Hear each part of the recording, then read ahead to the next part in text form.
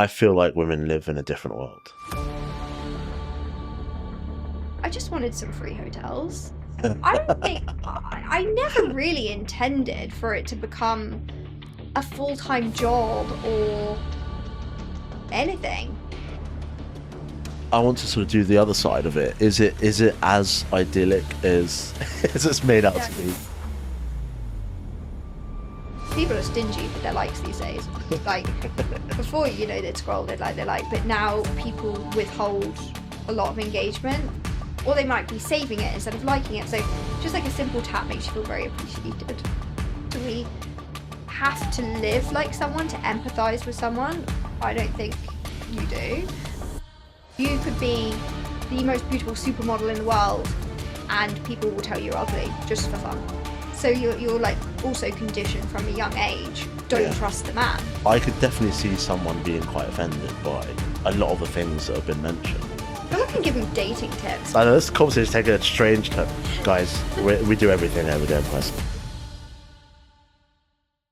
Welcome everyone to another episode of Everyday Empires. I am here with the wonderful Hannah Rose, a travel content creator and dog mother extraordinaire, the amazing Baxter. Let's get some numbers in here because I want people to appreciate how amazing you are, Hannah, if you don't mind. I'm going to embarrass you a little bit. You've got almost 450,000 followers on Instagram, which is insane. You're 2K away, right? I'm 2K away, and you sound like my mother. She sells me to everyone. She's like, follow her. Absolutely. Got 2K more, guys. Get her up there. You've got the amazing Baxter, who's your beautiful, lovely dog. You were telling me over 100,000 followers? That's insane. He does, because he's gorgeous. He is gorgeous. He's very sweet. We'll tag him in so that you can see how gorgeous and sweet he really is. And you've got a couple other pages, which we'll allude to as well. So we've got a question we ask every guest at the start of a show, and for followers of the show, they know what the question is, but we're trying to keep it away from you a little bit. And that question is, what's your biggest mistake to date? So how did you recover from it? This is going to sound really lame and cheesy. Hit me. But I don't believe in mistakes. Oh. Because I think every mistake that I've made that I thought was a mistake at the time has led me to something better. So like, you might say you made a mistake getting a certain type of job, but now you're in a job that you really love. If you hadn't have taken that original horrible job, would you have wanted to do something really new? Like, what if you were doing a job that you enjoyed, but it wasn't the career for you, but you just bumbled along with the job? So I think every mistake, which maybe was a mistake at the time, was worth it. Oh, I like that. But Hannah, you're not going to get away from me. I'm going to rephrase them. What's your biggest sort of learning experience today? Oh, okay. Learning experience. I think, okay. I feel like I'm a very different person as an adult than I was as a teenager. And I feel like as a teenager, I lived in a bubble where I was conditioned in a certain way to believe certain things. And then I had this huge switch when I got out into the real world. And maybe I wouldn't say I regret what I was like as a teenager. I wasn't a bad person in any way, but I regret not being more open-minded and understanding in my younger years than what I am now. Was there any like particular moment that led to that like realization? I think it was just meeting more people. Again, like traveling, you open yourself up to so many different cultures. This is what I love about travel. You become way more understanding to everyone around the world, everyone's situation. And I feel like that's what really flipped it for me. And just mixing with all types of people. Whereas before, like I grew up in a very rural area where everyone looked the same. Everyone kind of had the same schooling experience. We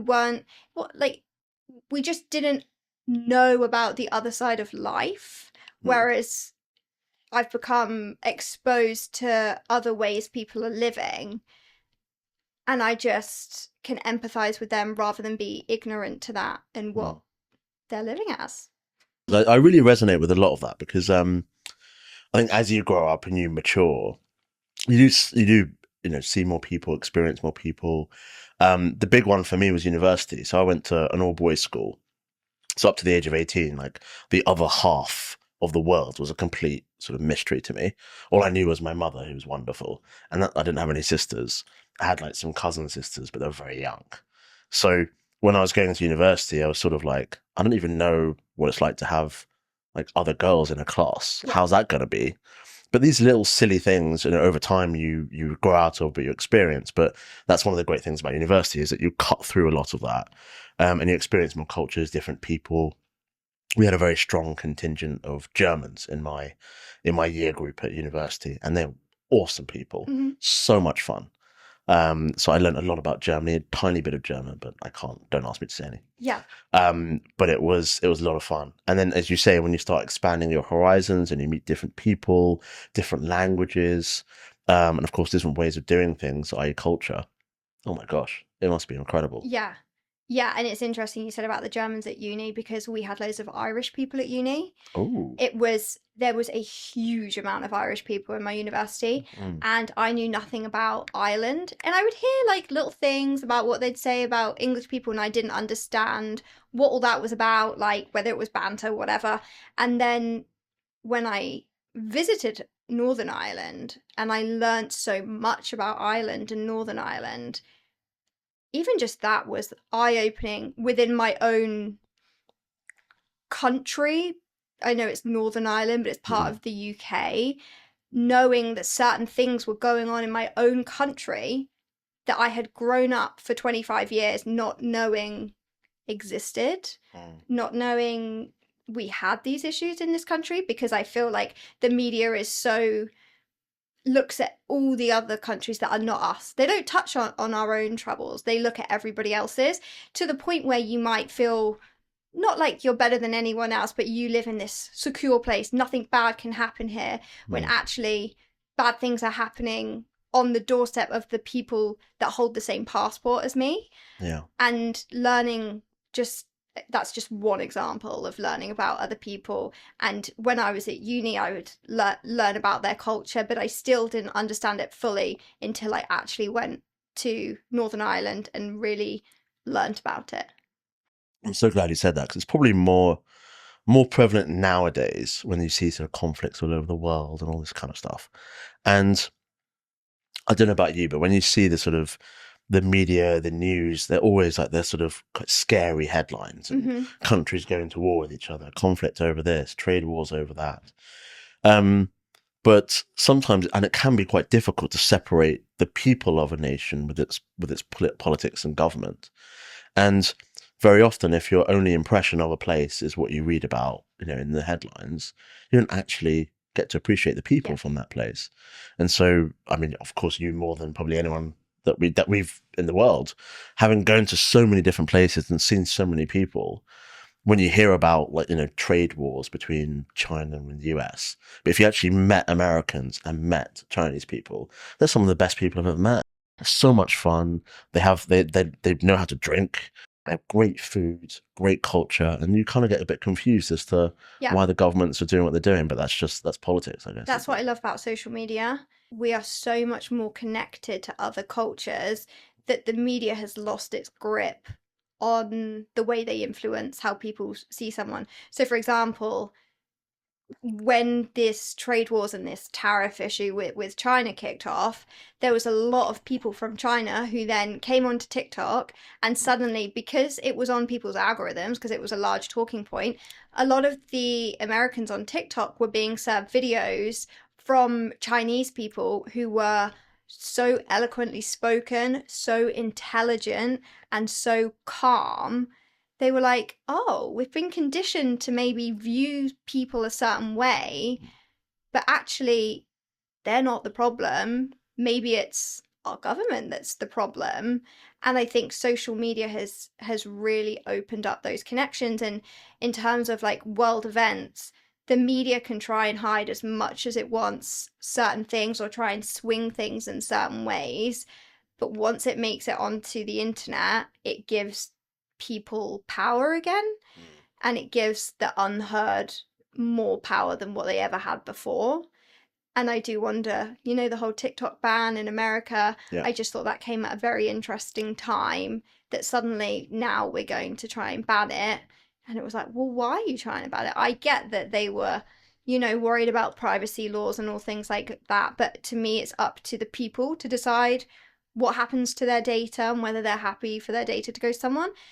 I feel like it was more than that. No, it's fascinating because I think we talk a lot about like the negativities of social media, and that sometimes overshadows, the positivities of it. And there's people like yourself who can earn a living and travel the world and do amazing things, which we'll get into. But also plenty of other people who are just reconnected. There's loads of family members that have me on Facebook, so I keep my Facebook account open just so they can see what I'm doing. And it's just nice that when they like a photo or comment, that I know my uncle from such and such is taking a little interest in what I'm posting. And that little connection is important. But going back to what you said earlier, which I think is really interesting, I think excuse me, the term influencer kind of has a bit of a pejorative nature to it. And like you kind of look at it and go, well, is it actually as negative as people say? If you've got someone out there who is telling the truth, you have to rely on them for that, who is, as you say, influencing potentially world events and giving a better perspective on something, then there are genuine influencers in the world. There are people that are influencing in the right way. I think, unfortunately, it can go the other way with the misinformation and the rest of it. So you just have to be on guard. Yeah. But the assumption is that the mainstream media have those standards where the misinformation is not there and everything they say is the truth. But to be honest, for the last 5 years, especially with COVID, I think they've just been proven to not be as reliable as once thought. And I think the media has contributed massively to the negative connotations of influencers. And I think it's because the media are realizing they're losing money because they're the ones that traditionally have been getting all the marketing, all the advertising budgets, and they are no longer getting such a large portion of them because more and more people are spending their time watching social media rather than listening to the radio, watching the television. Like, who buys a newspaper anymore? And like, you'd buy a newspaper, you'd get all these coupons, you'd get all these inserts, and they were earning so much money from that. Whereas all of that's kind of becoming a bit irrelevant. Newspapers are now having to start putting paywalls onto their articles because like I said, they're losing a lot of money. So I think whenever they can write a negative article about an influencer, they will jump on that. But there's bad eggs in every industry and in like every job. I'm sure everyone watching this can work within a company, and there is one person in that company that they absolutely can't stand, who has terrible morals, terrible behavior. You'll get that everywhere. But I feel like for influencers, one influencer might do something bad and then suddenly they're representing everybody when it's not. They're just, it's not right. Well, absolutely. And we've got a great example of one that's doing things very well. Proof's in the pudding. Right, let's jump a little bit back to young Hannah as you were growing up. Obviously, I imagine you didn't think you want to become an influencer. You had probably other dreams and aspirations. And you were telling me you were quite creative when you were younger. You focused on the arts, and that was quite fun for you. Yeah. I started ballet when I was 3, and I loved ballet, and I was good at it. And that was something that always was very valued by my family and my friends was, oh, Hannah gets really great marks in her exams. Like, I went all the way up to grade 8 and then went on to intermediate and danced with the English Youth Ballet. And wow, that's amazing. Yeah, I loved it. My sister's a ballet teacher now. We went to the same ballet school, and I stopped because I moved away, but otherwise, like, I do miss it a lot. But I loved art. I loved creative writing. Anything. I don't even think it was about expressing myself. I think it was about feeling like free and being able to, like, with creative writing, no one's telling you you have to do this, this, and this. I'm a very imaginative person. I'm always living in my imagination. I dream so much at night. I dream very vividly and I dream a lot. And when I'm bored, I just live in my imagination. So yeah. That's all. That sounds like a lot of fun. I don't think much has changed. And it shouldn't. So give the watchers, listeners a bit of a flavour. You grew up in sort of quite a small village, right? Yes. I lived in this tiny little village with 200 people. So originally, like in my first few years, we lived in a slightly bigger village in South Northamptonshire. but we had a house right on the edge of the village, so all the fields were surrounding us. And then when I was 3, we moved to the opposite side of Northamptonshire, and it's extremely rural over there. So there was maybe 10 kids in the village. So it wasn't. I used to get a bit jealous of my friends, when they go knock on the door, you coming out, that type of thing. We didn't really have that so much growing up. And again, I wonder if that's why I lived in my imagination so much. I would Mm. like go play in the garden, and I'd play on my own for hours. I'd play with my Barbies. I like Polly Pockets, any kind of role playing game that I could play, I would absolutely love. I had 2 sisters. The older sister and the middle sister would fight a lot, so I would tend to stay out of it and like stick to doing my own thing. But yeah, it was a very at the time I thought I was very hard done by living in such a rural area. And you know I would dream of, oh god, I wish I lived in town, and I wish I could walk to the shop, because there was no shop, nothing. And I loved sweets. I was like, I wish I could like walk to the sweet shop and get a packet of sweets. And when I'd go over to my friends' houses and they were able to do that, I used to find that so fun. But now, like when I look back, and since then I've lived in London, I've lived in Hertfordshire, which is a lot less rural, living right on the edge of London. I started craving that countryside again, and moved back 4 years ago to the countryside, 5 minutes from where I grew up. My parents are still where I grew up. My sister's 15 minutes away. My other sister's 20 minutes away. So I love it, and I could not see myself ever leaving the countryside. I can see how it benefits someone growing up. I can see the negatives. I grew up in a bubble. I Mm. grew up where everyone looked like me, everyone sounded like me. And that's why I love that I went to London, for example, to go to uni. I met so many different people, and I think I became a better person and traveling. But I just love the countryside. I Mm. love the peace and the nature and the quiet. You studied geography, right? Yeah. So you're all creative, dancer, arts. Geography seems pretty Yeah. Everyone different. jokes that geography is colouring in, though, don't they? I'm glad you said it. And do you know what? I did love that aspect of geography. I Yeah. would I would painstakingly make my geography projects look so beautiful. If we were drawing the water cycle, I would take that very, very seriously. And I would only colour with like Crayola crayons, and it had to look beautiful or I'd start it again. But I find geography fascinating, particularly I'm really interested in natural disasters, so earthquakes, hurricanes, volcanoes. I think it's because it's nature, and it's nature at its biggest. Yeah. And at my core, I love nature. So I'm sure Mm. that's where it comes from. When I was at uni, I was taking this one really boring module, and it was about water. I was not interested in it at all. And I really struggled with it. So I switched to geopolitics. I Oh. hadn't even heard of geopolitics, didn't know what it was.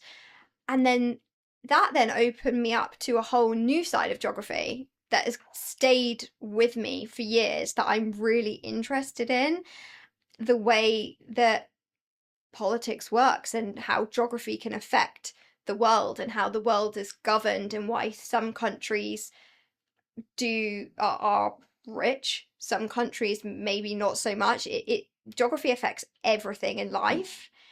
And my initial interest was the nature, but now it's like that whole.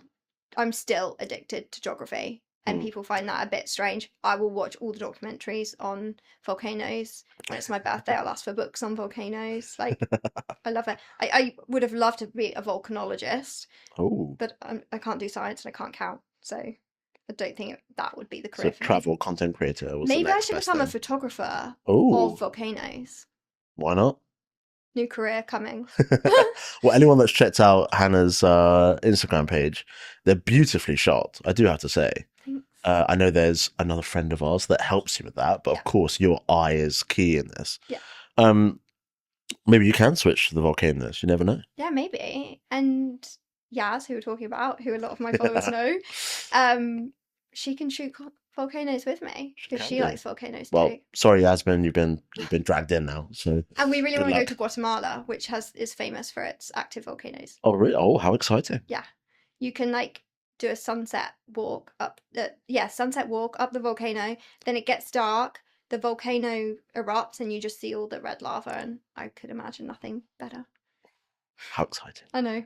I look forward to that post. So move on a little bit from university to working for a travel company, right? And this is when you really started to shine in your career and you were killing it. I was killing it. Damn straight. Yeah.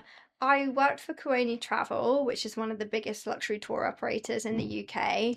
I had never sold anything in my life. I had never been expected to sell anything in my life. And I guess the first time I sold something was selling myself when I was interviewing for the job. And I was really having to go hard on why they should employ me when I have no sales experience whatsoever.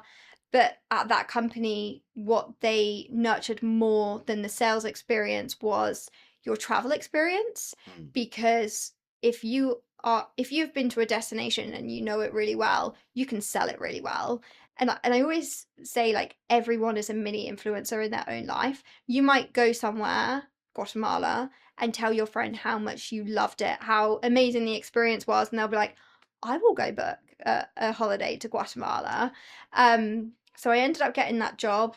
I worked there for a year, and in that first year was in the top 10 sellers, and I sold over £1 million of holiday from Wow. our tiny little store in a place called Welwyn Garden City, which is anything but a city. I don't know if you've ever been there. Yes. Yeah. It's very small, actually. I don't know why it's Completely called. terribly named. Yeah, yeah. And we had the smallest store in the country with, I think, one of the lowest footfalls out of, our store was within John Lewis up in the furniture department, right at the back. Oh, So wow. no one would just walk past it. We were selling more holidays than people on Oxford Street and High Street Kensington. So yeah, I was proud of that. What was the push that made you start sort of social media? Because you've been doing this for like almost 10 years now. So we're Yeah. about to get into that exciting journey. But what was that leap that made you say, do you know what, this corporate world's not for me? So the types of holidays that we were selling were incredible. Like, people would drop £20,000 on just their normal family holiday for the year, and that was more than my entire salary at Kuoni. So when I was going on holiday, it was sort of, what can I get for £400? It was very budget. It was very, bucket and spades, like cheap beach holiday. And I started looking at the product that we were selling, and I was like, oh my goodness, like, what a dream to travel in such a way. And this was 2015, and at the same time, so I think Instagram came out in 2012, and it was very much, here's a picture of my cat, here's my frilly socks with a terrible filter over the top, this is what I'm having for dinner, beans on toast. If I scroll back far enough on my Instagram, it's just like cupcakes and teddy bears and all of that kind of stuff. But around this time, so yeah, this was 2015, was when I saw the first content creators.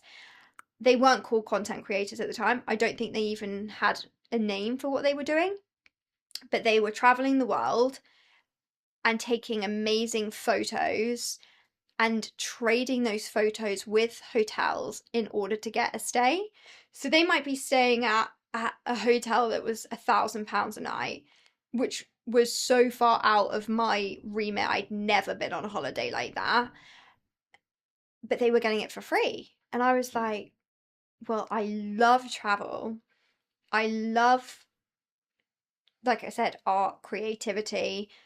I had never gotten into photography at that point. I'd never, other than me and my friends on a night out, and then you'd upload everything onto Facebook into an album with a weird name. I'd never like picked up the camera and really taken serious photos or photos of landscapes or travel or anything. So I was starting from scratch, and I couldn't I couldn't travel because I only got a certain amount of days of annual leave. And when I did have that annual leave, I didn't have the funds to do anything extravagant. So I started traveling like my local area and traveling around England and just taking pictures along the way and hoping for the best, with the hope of the dream that one day I could do something more. I never thought I would be able to do anything more. I'm a very realistic person. I'm almost not I wouldn't say I'm a negative person, but I'm someone that thinks, oh, I'll never be able to do that or I'll never get there. But somehow I did. Yeah. That's amazing. And what do you remember that first post that sort of quote unquote went viral and got you sort of on the move? When I first started Instagram, it was all about England, the history of England, because I personally find it a very interesting country with an interesting background. And so I would go and do like city breaks and like it would plod along fine. But then, like on the weekend, Hertfordshire has some lovely countryside. I would go and explore Hertfordshire because also where I was living at the time, I'd moved there to be with a partner and I didn't want to live in that area. It was far away from home. I didn't like the town that I was living in. I always wanted to get out of it. So this was me trying to explore and trying to actually fall in love with where I was living because I was like unhappy there. And I found all these lovely sweet villages with these cute little cottages and I started posting those, and that is when the account started gaining traction, particularly with an American audience that was fascinated with the English countryside, and it just snowballed from cottages. A serious snowball from Yeah. cottages. What was it about sort of the content that you felt that gripped people? Was it because there were amazingly shot photos? Was it the topic? What can young people who are or people that want to get that first sort of viral video, what can they be doing? I think people are stressed by life in general. I think the modern world is very fast paced and is constantly on all the time. No one ever gets to switch off, and it's a very stressful way to live. And I think nearly everyone is actually chronically stressed, whether they realize it or not, whether they have a high powered job or whether it's they're just walking down the street and there's 25 cars going past them and they're overstimulated by it. The travel that does well on social media, and I didn't realize this at the time, I was seeking a peaceful experience that wasn't reflective of that very stressful modern day life. And I think that's why it did well, because so many other people are also looking for that. When I first started the account, I thought I was just going to be talking into the abyss because I thought my brain was the only brain that felt that way because I'd never Yeah. had a conversation with someone about it. But I think everyone feels that way. And still to this day, I might, go on a city break and share things to do in Rome or things to do Mm. in London, which is obviously very busy.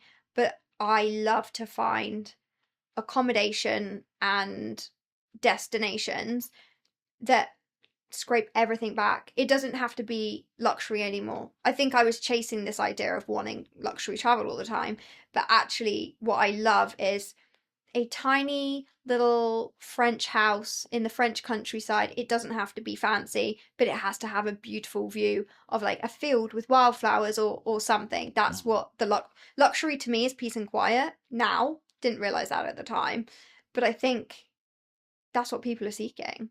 And I think social media is a really great way for people to tap in when they want to escape from life. Yeah, the little hideaway spots. It's a bit Yeah. like restaurants, I guess, when you got that little hole over in that street and no one knows about it, Yes. but actually it's Yeah. incredible food. Same with travel. You've got Yeah. that beautiful little place which no one knows. I mean, I still love a Four Seasons hotel. Oh yeah. I wouldn't turn that down.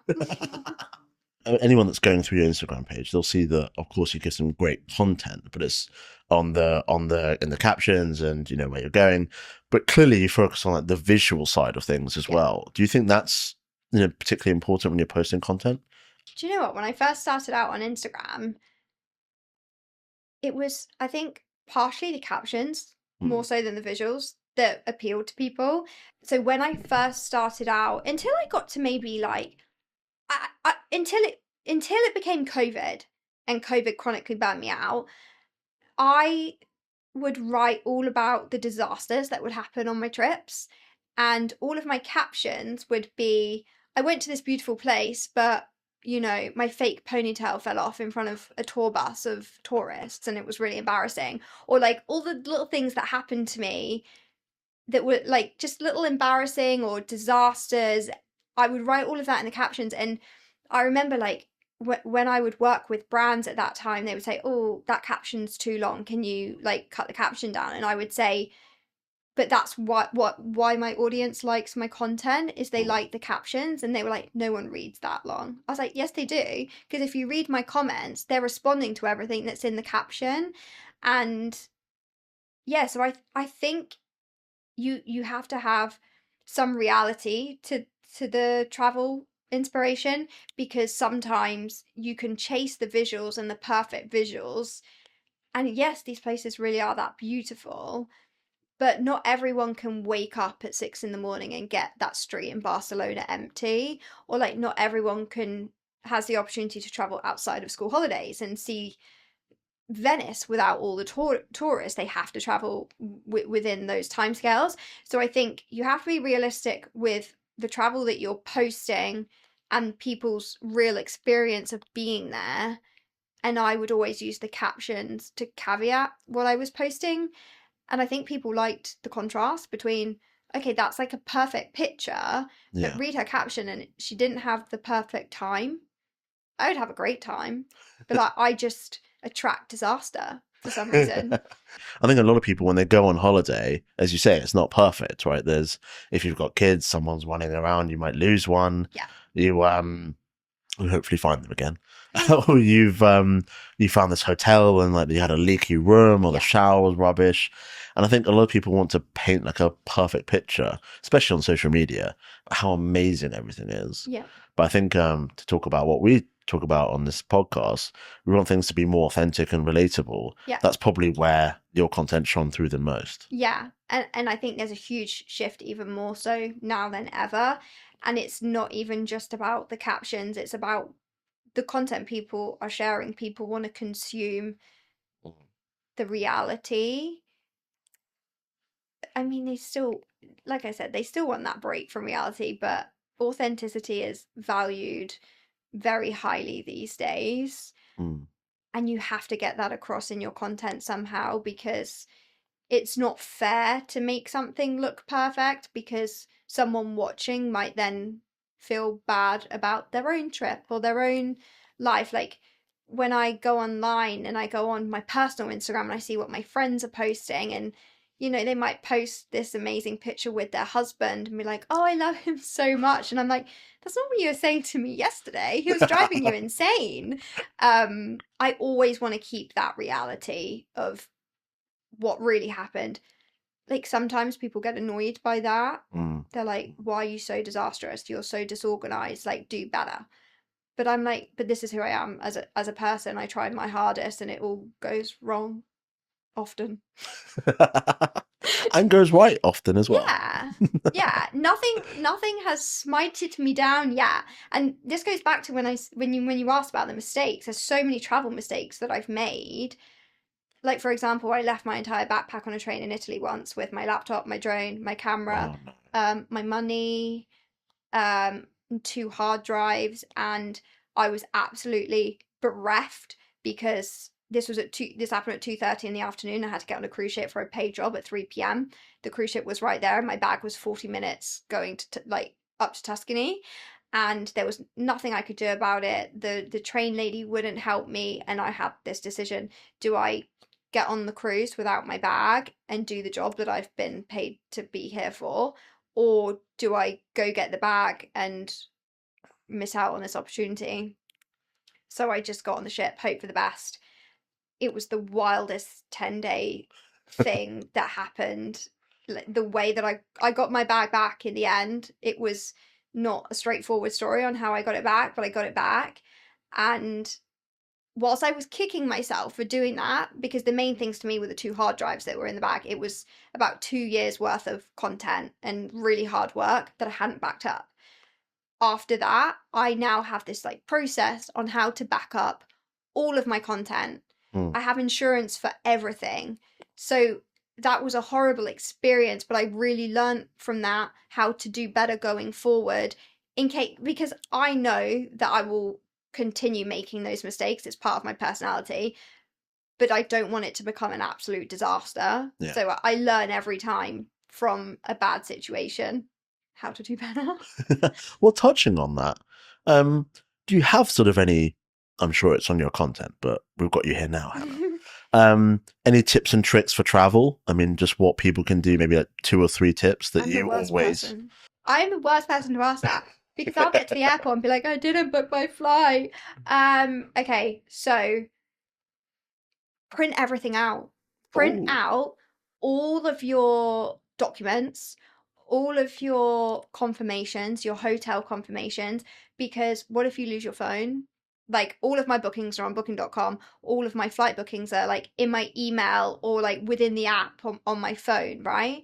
And recently I went to Thailand. It was 4 a.m. Me and my sister had to fly from Bangkok to somewhere else to get a bus, to get a boat. It was all, the timings were very important. And I went to check into our flight, and suddenly I realized the flight was booked for the day we were coming back, oh, even though we were on our way to the airport right now to catch the flight. So I had this absolute meltdown in the street because I was really tired. It was 4 a.m. I hadn't slept.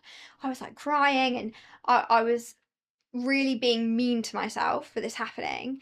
And my sister was like, you've just done 4 different islands, 3 of them on your own, took this many flights, this many buses, this many ferries. We're right at the end of the trip, and this is your first mistake. Like, be kinder to yourself. But had I printed everything out, I would have realized the whole time the original flight I had actually booked on the correct date. I didn't realize this until I'd booked my new flight, paid for our flights, paid for our baggage, got through airport security, sat down, went on my email, went through it properly with a clear head, and realized that I had accidentally pulled up a booking that was identical from the year before that I happened to fly on those dates. oh no. So I had just paid for 2 new flights. So I wasn't about to make my sister pay for a flight that wasn't her fault. Had I just printed everything out, I would have seen that it was all there. Or you can print everything out, and if something is missing, identify what's missing. So when you get there, you're not suddenly, oh my goodness, I forgot to book the hotel, or I forgot to book the car hire. That's another tip. If you're hiring a car, always have a credit card, because Oh, a lot of the time they won't give you the car unless you have a credit card, but they will take your money to pay for the hire car. So you end up losing it. That happened to me too. top tip. So Yeah. print out everything. If you're hiring a car, use a credit card. And have travel insurance. Oh, I was about to That's ask, is it legit? such a boring one. And as disorganized and useless as I am, I need to update my house insurance. I always have my travel insurance because my sister went on holiday to France and got very sick and had a 200,000 euro hospital bill Oh my that God. was completely covered by her Amex card. Oh, thank God. She I had was to waiting pay for that. she had to pay £70 excess. Yeah. They paid out like 200k euros or something like Oh my that, gosh. and gave her a holiday because her holiday was ruined because she got sick. Go Amex. So yeah, get Yeah. an Amex. This is not an ad for Amex, but if they'd like to contact me, I'll chat to them.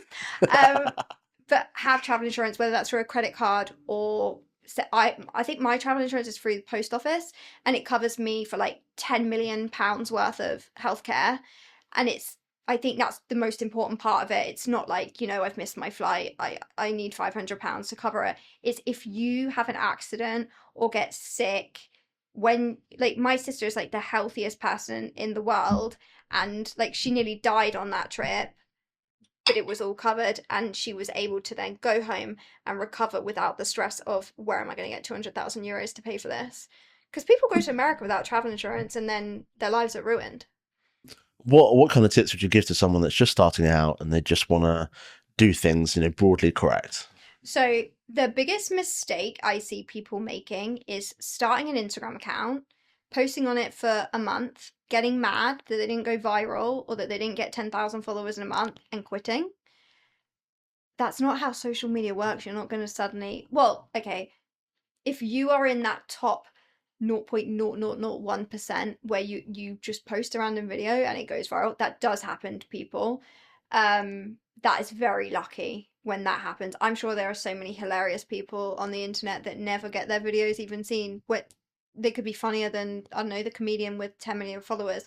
It's just like, if you really want to do this, like really, really keep posting, even if your content is doing rubbish and you're not gaining any followers, you're not going to gain any by stopping. So just carry on. Everyone starts somewhere, we all look back at our content that we first posted and realize that was not the beautiful photo that I thought it was at the time. Everyone improves. So you just have to take that time, invest your own time into getting better. There's so many resources online on, understanding how each platform works, the type of content that works on them. Take everything with a pinch of salt because there definitely is an aspect of luck in terms of when you're first starting out. I think once you're established, your success from there on is very much based on your own strategy for your social media. And you do have to get that strategy locked down and you have to invest time into it. And I've been doing that this week actually. ChatGPT is your friend when like nailing down a strategy. Look at what's doing well, look at what's doing not well, and just build on what's doing well. Create content that's like that. Maybe all of your content has 10 views, but you have one with 1,000. Focus on that video that has 1,000 views and look at what you did different and look how you can replicate that and make it better. What I did the other day was went on ChatGPT, who I chat to way too much, and I put in, these are my best 10 performing hooks ever on Instagram. You can upload your actual reels and it will watch your reel, and you can say, like, create me a content calendar based on these hooks, based on this content. My goal is to, I don't know what your goal might be. Everyone's goal is different. My goal is to grow followers. My goal is to start more conversation. And it can actually put together ideas of posts to go out and post, and it saves you so much time. Because putting a content calendar together takes a lot of time. Mm. Obviously, you have to look at that and not just take it as Bible, because sometimes I will tell ChatGPT off and I'll say, no, that's terrible. What were you thinking? Try again. Yeah, so you have to have knowledge over what will work, but sometimes like you get so creatively burnt out that you cannot even think. Like, I have a hard drive and my hard drive has something like 30 to 40 different destinations on there, and I think, where do I start? Like, how do I categorize this? So again, you can type into ChatGPT, I've got content from here, here, and here. I want to make this kind of post. I want to create an itinerary on this. Like, help. Don't be afraid to ask for help from ChatGPT. Absolutely not. Absolutely. Well, use the resources that are available to you. And Yeah. that's a ChatGPT is available to everyone. So why Yeah. not? So it's a good tip. And just so people can get an understanding of their success, because I think you're right. It's very, very rare that someone posts something early on and it goes 10 million views and suddenly you've got loads of followers. In terms of your success and how you've gotten to your followers so far, has it been sort of like a rise and then a plateau and then a rise and a plateau, or? Yeah, big time. So my rise to maybe 100K was very straightforward. I would pretty much gain the same amount of followers each day. Sometimes you'd have a post that did particularly well, but the algorithm back then was very different. The algorithm then was like, first it started off as a chronological feed. So everyone that was signing in at the moment that you posted would see that post. So you'd have all eyes on it. That's not how it works anymore. Then it moved to an algorithm based algorithm. And some people benefited from that and other people didn't. I couldn't tell you why some did benefit and some didn't, but I definitely benefited from that algorithm. And then reels were, well, actually, I hit 100K in September 2019. And then, I bobbed along up until like Christmas time, and then COVID happened. I couldn't travel anymore. I didn't really want to post about traveling because it wasn't appropriate, because, there were some people breaking lockdown rules and going away, and I didn't want to be part of that. Like, at that early time, we didn't know what was going on, how it could affect other people. And then I went through like a tricky period at the end of that first lockdown in terms of personal life and everything, that I really lost my way and I lost my passion, and I didn't know what to post. I was living in a place that I really didn't want to be living in. And then in the May after lockdown, me and Baxter, I always say we made our exit, and we went to live in the Cotswolds for a month. I hadn't told anyone except my very close friends and my sisters that I had done this. My parents didn't know. They thought I was living at home with the person that I was living with. I just didn't want to have that conversation at that time. And I feel like I got my mojo back because I was living in this beautiful place, beautiful nature. I love the Cotswolds as it is. It was just me and Baxter. I had like clarity and clearness in my head, and I started creating content that I felt really passionate about. And I did a big flip on my Instagram at that time.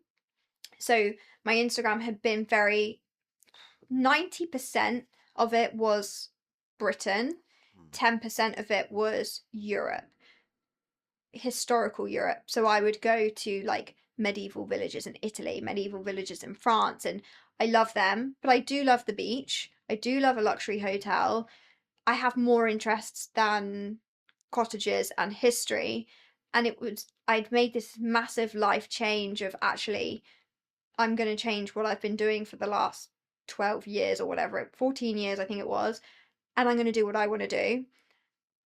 Yaz was a big part of this, where she was like, your Instagram is not really reflective anymore of your interests and your passions. And like, I had been plateaued for a really long time. And I think that was a reflection of like where I was mentally. So she was like, look, just go to places that you really want to go to and share them. Don't pigeonhole yourself. So that's what I did. I started that summer. It was really weird. Like there were some places you could go to, some places you couldn't go to. It was my first time going to like the Greek islands and doing something so different to those cobbled streets and like little cottages. Suddenly I was in these like beautiful islands with the beach and the sea, and that's not something I'd ever shared before, and it did really well. People loved my Greek island stuff, and I think even to this day, 5 years later, I'm still very passionate about Greece, and people still know me for like, oh, she'll know about the Greek islands. And that summer I just did a lot more of, instead of doing what I thought people wanted to see, it was more of what I wanted to put out there. And it when you do that on Instagram, there's like a period of change where you're almost training your followers to get used to seeing something different, because when they get used to a creator posting a specific thing, they become very jarred when that creator posts something different. And I've had that where I've been following someone and suddenly they've completely pivoted. Mine wasn't a huge pivot, it was still travel, but yeah, it was like easing people into this new sort of travel that I was doing. And I was traveling wider. I was going to the Seychelles. I was doing all these amazing different things. And Reels came in at that time. So it was just the perfect time for Instagram to be going through a major change as well as me. And posting on Reels opened you up to new audiences that traditionally was much harder to do. And then from then on, I've grown from that 100K, like 350K, almost more. But even like month by month, you'll have a month where you do really well. You'll have a month where you are totally plateaued. And like, I just don't think people can get stressed by it anymore, because I always say Instagram is cyclical. Every 3 months, you'll do well, and then you'll be punished for 2 months for whatever reason. And it just comes around to like every time you think, oh no, I've lost my reach, I've lost my engagement, I'm giving up, it comes back around. So I don't know what the question was.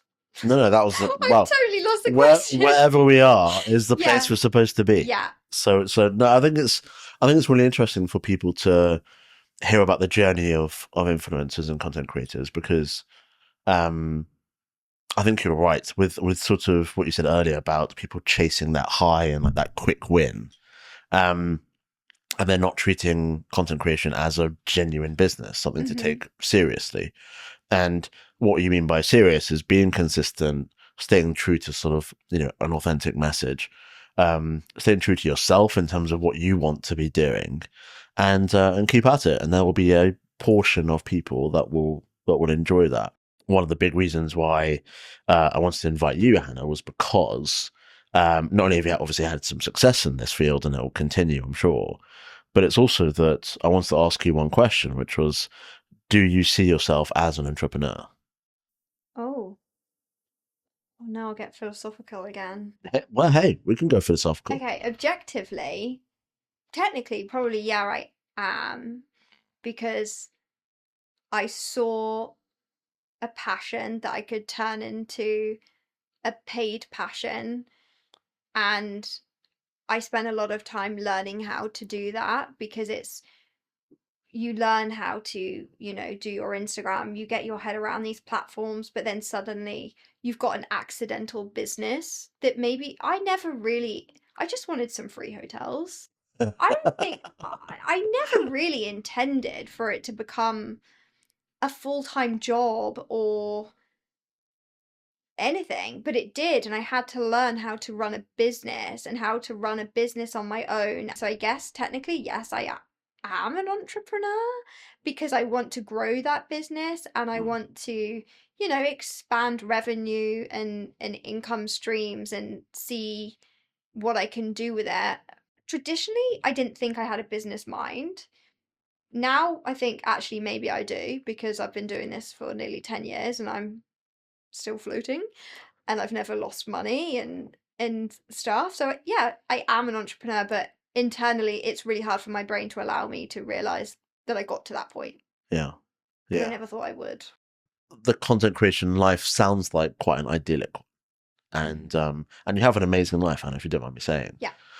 You get paid to travel the world, you stay in some beautiful places, you have some great views, you probably enjoy some amazing food as well. So I want to sort of do the other side of it. Is it as idyllic as as it's made out to No, be? Go on. I always feel privileged in what I'm doing. Like, there are people that work harder than me that are getting paid 50 cents a day. They might be working horrible conditions from morning till night, like physical labor. So I always recognize that there are people that are earning way less, working way more. So then I always feel privileged in that sense. But there are some days where I'm so exhausted from the travel, from because I'm trying to travel, I'm trying to take my content, I'm trying to run a business, I'm trying to get back to people, I'm being chased by people. I have a personal life at home that I'm constantly away for. It's very hard to manage your personal life when you're always away. I have a dog that I'm looking after, I have a house that I independently own and run, and I'm just trying to like stay afloat all the time.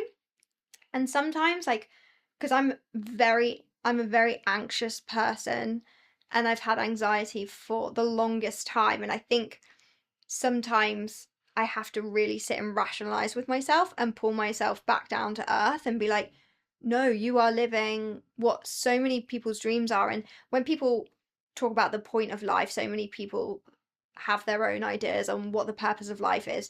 And for me, the purpose of life is to see the world Mm. and to experience nature and to experience the planet, because to me it is absolutely insane that this planet exists.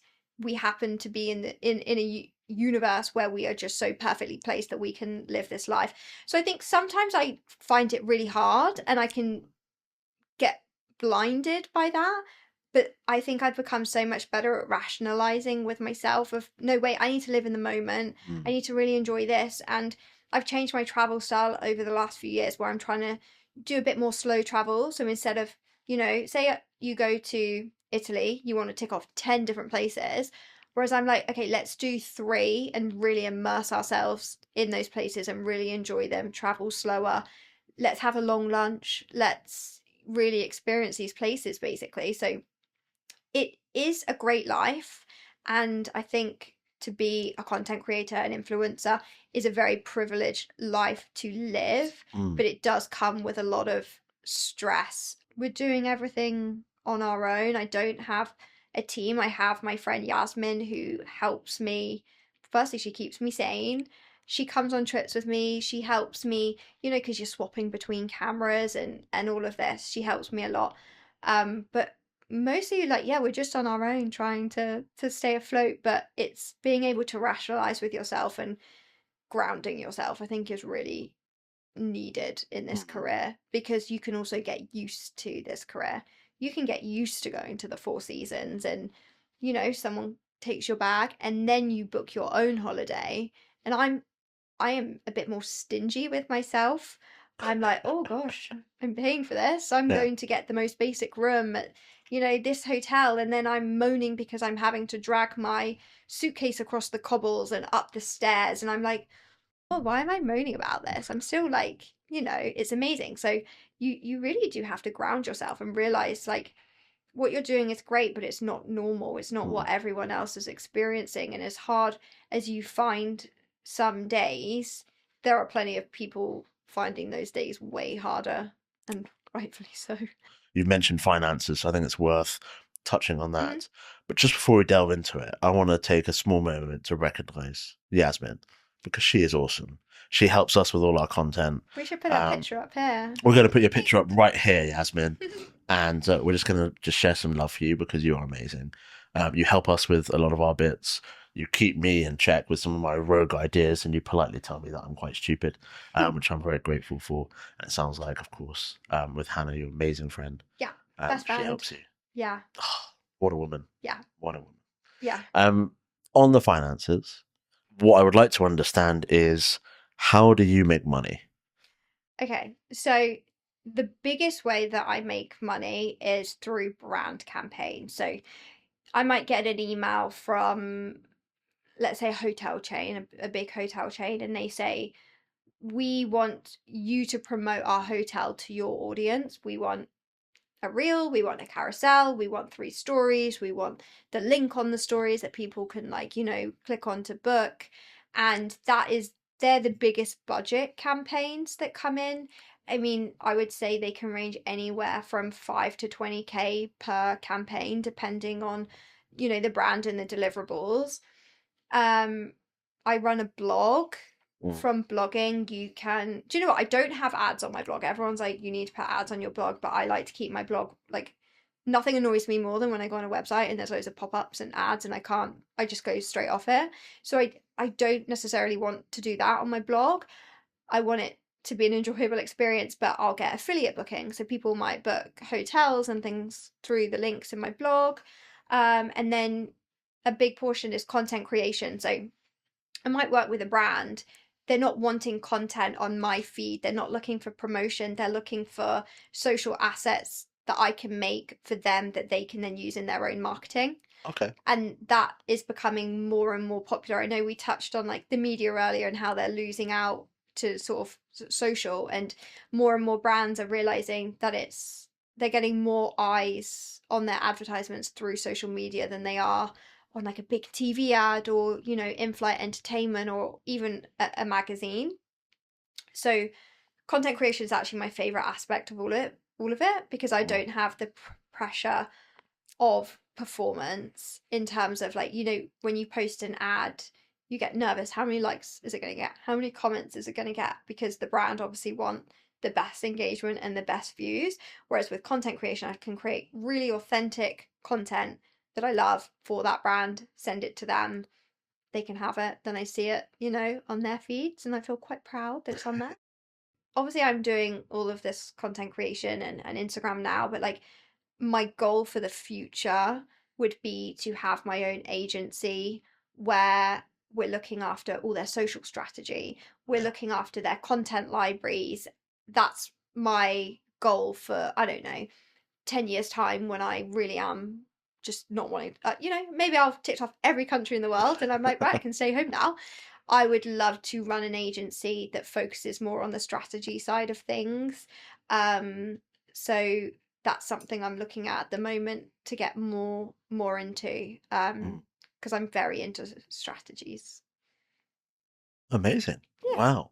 And do you ever have targets around like how many followers I want to get or like I want to get one reel that hits X million views? I don't have a follower target just because I always and again like this is so cheesy, but from day one, I always say if I only had 10 followers, Almost. Almost. That was well caught. that's like 10 people that are following me and looking at my stuff. Yeah. And if you imagine like 450,000 people in a venue, that's so many people. So I always say nurture the audience you have rather than forgetting about them and chasing an audience that you don't have. People will, trickle through and follow you. But if I I've been saying this from like 50K, if not a single more person followed me, I don't think I'd be upset about it. Mm. But I am 2K from 450K. So Yeah. I like a So rounded number. yeah. So we're slightly upset right now. Let's get to 450, then we're happy. Yeah. But no, there's it I never thought I'd even have this many followers because that wasn't ever my goal. And in terms of like views and engagement, I just want to feel like people are enjoying my content. So I guess yeah, you want views and you want a certain amount of likes, but that's not for vanity reasons or to feel good. It's to feel like your audience has impacted your visuals or your reels or whatever has actually impacted someone and they've enjoyed it. Mm. Because sometimes, like, if you live a busy life, your half an hour on Instagram is a precious time. You've only got so much time on the app. Like, if they're giving people are stingy with their likes these days. Like before, they'd scroll, they'd like, but now people withhold a lot of engagement for, or they might be saving it instead of liking it. So just like a simple tap makes you feel very appreciated. Mm. And Ryan talks about this quite a lot in his episode, actually, which is around having a bit of a tough skin, especially when it comes to some negative comments or DMs. What was it like sort of receiving some of those negative comments, especially for the first time? And I have no doubt you've probably got some other weird DMs. Yeah. So I think like your first bad comment hits you hard because you Mm. think, oh, so I always think I'm just sharing travel. I'm not being controversial. I'm not hurting anybody. Like, where has this come from? So I think the first initial ones like punch you in the gut a little bit, but once you realize there's you're not doing anything wrong, it's kind of like, is it water off a duck's back? Yeah, Yeah, yeah. water off a duck's back. Like, it doesn't really bother me anymore. People aren't necessarily horrible about me as a person. They might, not like a destination that I've shared. They might not like the way someone's traveled, or there's a lot of controversy in the world. You can't please everyone. I went to New York in beginning of April and I was a bit nervous about sharing New York because obviously there's a lot of negativity against the US and who's in government and everything like that. People might say, well, you're supporting that government and their Mm. ideologies by traveling there. Whereas to me, I was like, but I'm going to New York. That that is not a state that's supporting a particular ideology that I don't agree with. They're not, you know? So I was worried that people would, tell me off or say something, but actually it was fine. And I'm lucky that I don't get many negative comments in terms of on my travel content. I've had a couple of negative things on my personal account. Okay, people need to prepare themselves for their first viral video because Oh, that's okay. the How can they do that? the negativity does not come from your followers. The negativity comes from people that don't follow you and don't know you, and that's why they're so happy to be negative. They don't know you as a person. They're generalizing you based off that first ever bit of content that someone's seen. So you might post like a beautiful luxury hotel that you're so grateful to stay at, and maybe it's the first time you've ever stayed anywhere like that. It might go viral, and you will get someone who's having a bad day comment something like, but what about all the people in the world that can't afford to travel here? And you think, well, not everyone can afford a box of cereal from the supermarket. Does that mean I shouldn't eat the cereal from the supermarket? Do we have to live like someone to empathize with someone? I don't think you do. So, yeah, when you first go viral, you get a lot of hate comments, or maybe not hate comments, but negative comments come in. Mm. Really silly ones. Like, I shared a very simple video from this area in northern France that I really love. And it had a text overlay. It was like beautiful beaches, beautiful sea that no one would have guessed. It's actually northwest France, it's not in the south. And it's the caption over the top of the video says something like, there's no main roads, there's no international airports, there's no hotel chains here, blah blah blah. And in the caption I wrote where it was, I geotagged it, I was very specific on its location. but people don't bother to read that. So they were calling me dumb, they were calling me stupid, they were saying things like, Nice airport is right there. They have an international airport. What about Marseille airport? But being quite mean with their words. Mm. And I could not be bothered to have an argument back with them. I wasn't going to do that. I just would reply and be like, oh, but they're a 12-hour drive away from here. So why would people be Yeah. flying in from, because they just assumed, looking at the visuals, they made an assumption that's in the south of France. But Mm. the whole point of the video, that wasn't in the south of France. It was in the northwest of France, which is relatively undeveloped in terms of, international tourism. There's a lot of French and British and Dutch tourists. You don't get someone from the US going to this area of France, for example. And it's just that's such a silly example, because it's not people being mean, it's just people assuming that I'm really dumb, or I've given the wrong information out and they're angry that I could possibly put out wrong information. I'm like, just read the post. Just read it. But yeah, as soon as you go viral, you'll get really dumb comments. Prepare yourself, guys. Yeah. If you go viral, you will have dumb people coming. As soon as you're viral, stop looking at the comments. Especially if you're in the content, because you could be the most beautiful supermodel in the world and people will tell you you're ugly just for fun. When obviously it's not true. Well, that's a very Joe Rogan approach. He posts and doesn't even look at any comments, which I think is probably very mentally healthy. You said something pre-show, which was that someone said that you were fat. Oh yeah. I'm hoping that was okay to say. Oh, no, that's fine. When you read something like that and you kind of look at yourself and you're like, where's that come from? Yeah. So how do you feel? Had they said that to me the year prior, I'd have been so upset that they had called me fat. That's like, there's way worse things to be called, and I'm not saying being fat is a bad thing, but for me, I had really struggled with my body, but I had body dysmorphia and just the way I viewed myself. But I had worked on myself for a year, and actually I was almost glad that they'd said that to me, because I was able to see how far I'd come in my own journey of my own self-worth, is that I could screenshot that, send it to my sister and be like, ha ha ha, look at what this person said about me, how ridiculous, because I knew it wasn't true. But had someone called me fat or called me ugly or something ridiculous, it's such silly words, the year prior, I think it would have sent me into an absolute spiral. Yeah. So it all depends on the mental health of the person that it's being aimed at in that particular time and on that particular day. Yeah. Which is incredible, because people often forget that, and I guess this kind of contributes to a bit of celebrity culture as well, which is where if you're a public figure and you're posting and you're being out there and it's quite difficult to be out there. And people think that they sort of have the right to comment quite personal things about you. And I remember my first negative comment, and I was a bit like, this is weird. I don't know how to feel about it. It kept mulling in my mind. I was a bit like, someone said something about my blood pressure.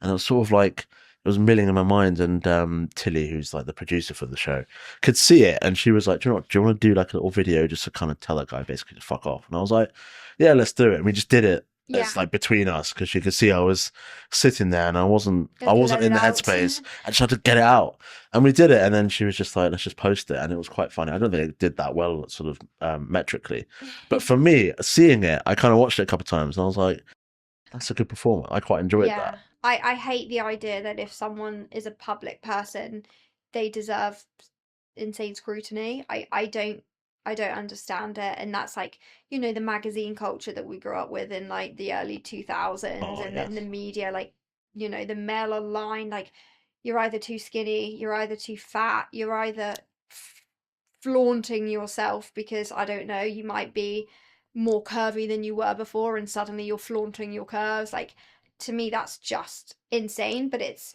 normalizing the behavior of commenting on people's looks and people's bodies and judging them on that.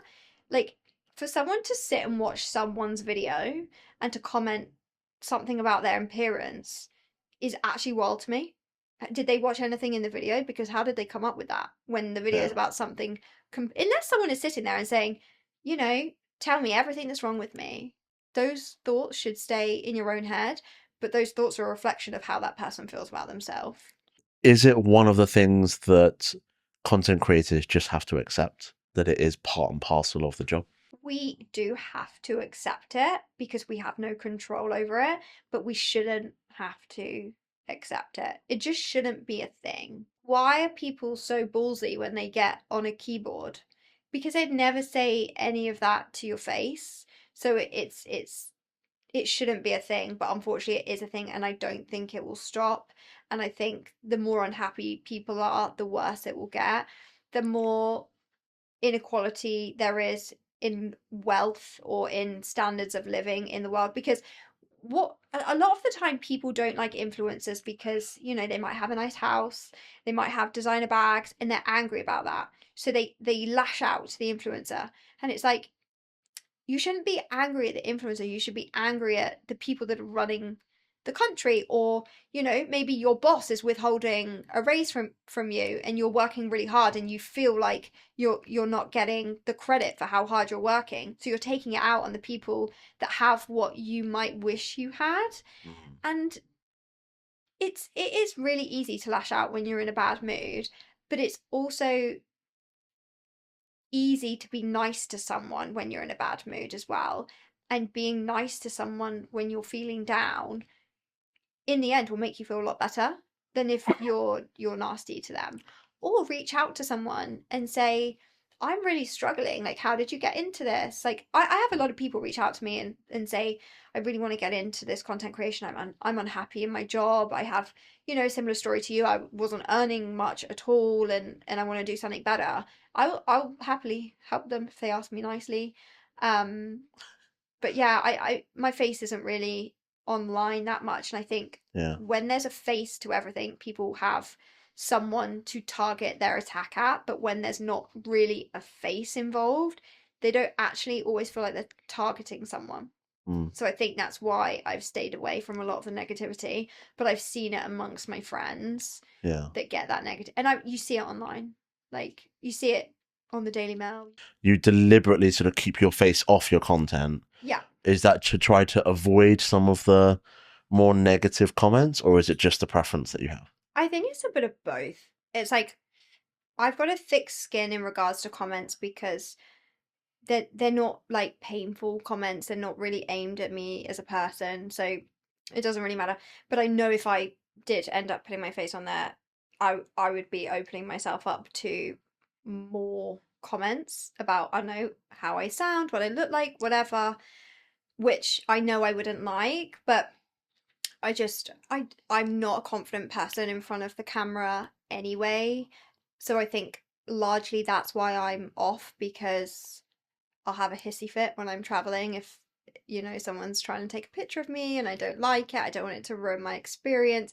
I know it's lame for that to ruin my experience, but it absolutely would, because there is no worse critic on me than myself, and me being mean to myself is actually way worse than someone else being mean to me, because I'll say much worse things to myself than what someone else would. So I think it also saves me from my own critiques Mm. as well as other people's. A broad question, but Hmm. I know where you'll go with this. How do you think sort of masculinity and femininity is sort of portrayed in social media? Is it a fair portrayal? I think it can be the extremes. Yeah. So I find social media is the extreme of everything. If something's going viral, it's because it's really grabbed you. It's an opinion that's controversial. Mm. So in the grand scheme of social media, you have people on both sides. If you want someone in the middle, there's a girl called Sabina, Girl versus Globe. Oh. She just posted today actually a video. So she is a feminist to her core, and she's great to follow. But she's very much of the mindset of, I don't want my feminist views to belittle men or to make equality not equality anymore. Yeah. She wants equality. And like today she posted about how we shouldn't laugh at men. We shouldn't judge men on their height, on their hair, on their weight. That takes feminism backwards, because that is not what feminism is. So there are people that are in the middle, but it seems to be the people on the extremes that are getting the views, I think. Yeah. It's really interesting when I compare my wife's like algo and my algo. I don't really hunt for this sort of content, You should see mine. but I'll just, oh my gosh. It's probably similar to my wife. So we'll get Tanya's algo up soon. And I'll be flicking through it and I'll get all this stuff about how men should be, like have a six pack and, what color's your Bugatti and all this kind of stuff. And then I'll see Yesha's one and it's obviously more focused on women and that kind of content. And I'm like, but neither of us look at that. Most of the stuff I look at on social media is cricket and actually it's pretty much that. Do you know So I what? don't know where it's come from. On my Facebook today, it's funny you say that because I don't go searching for that stuff either. And then randomly, I log onto Facebook today and it was a side by side picture of Ollie Murs, Yeah. who I forgot existed, to be honest. And there was Ollie Murs before, Oh, and then there was Ollie Murs after with like six pack, muscles, blah, blah, blah. And the whole post was an article written by, it was either like the Times or the Telegraph or something. And it was how someone had posted this side by side, and I think it was a woman that had posted it, saying that women prefer the before, not the after. And it was interesting. I went back and I looked at the pictures and I thought, yeah, do you know what? I do prefer the before than this ultra ripped after. But the whole article was written about the comments on that post were not from women. The comments on the post were from men telling women that they were wrong and that they didn't prefer the first picture of Ollie Murs. They must prefer the picture of Ollie Murs as like this insane like superhero body. Yeah. And to me, it was really almost like sad that the men had been conditioned actually so much to think that they had to look like that Ollie Murs on the right that they could not fathom that the women actually prefer the Ollie Murs on the left. And I think it's the same for women, that they may be chasing a certain look or something that they think looks better, but men might prefer it another way. So it's really interesting how everyone views themselves. But yeah, that I don't know why that came up on my algorithm and why, again, that picture where he just showed his transformation had to become a divide between men and women and an argument between them. Well, I'm finding a lot of content is just sort of put out there to do that, and it's quite funny because I saw that a couple of days ago, and my initial reaction. By the way, shout out to Ollie Murs. I'm a big fan. I did forget he existed, but he's got a great voice. I don't think he's done anything controversial, has he? Apologies if he has. Even if he has, he's I know him as an artist, and he's a wonderful artist. So I'll take that from him. All I could think of was like, oh, that's really impressive. Like, I know that, okay, the dad board is nothing to be sort of negative about, but he's clearly spent a lot of discipline, a lot of time, a lot of effort to get this ripped body. However you view it, if you view it as something as a preference or whatever, you cannot deny that he's put in that level of effort to get that body. And I was just sitting there being like, oh, that's really impressive. I wonder how he did it. Yeah. And I was looking for like I thought it was an article about how he did it. Yeah. Rather than obviously what you said. Was it the same one? It was the exact same one. Right, yes. Yeah. But I thought the whole point was, oh, Ollie Murs has gone from dad bod to ripped bod or whatever. I was like, oh, well, I'm probably slightly bigger dad bod, so I should probably What's he been doing? I think you say vegetables. Yeah, exactly. I was like, please don't just be vegetables and discipline. It's going to be. I think badly that's what it is. Exactly. And a lot of steak. Exactly what it is. Unfortunately, I can't eat steak, which is the annoying thing. I'm a Hindu. Chicken? But yeah, I grabbed chicken all day, every day. So that was sort of what was going through my mind. And then I flipped through the comments and realized what you said. You were absolutely right. And I think it's really interesting because the old adage is that men are very sort of visual creatures, and sort of going, well, surely women would prefer this beautiful six-pack ripped body because that's the ideal.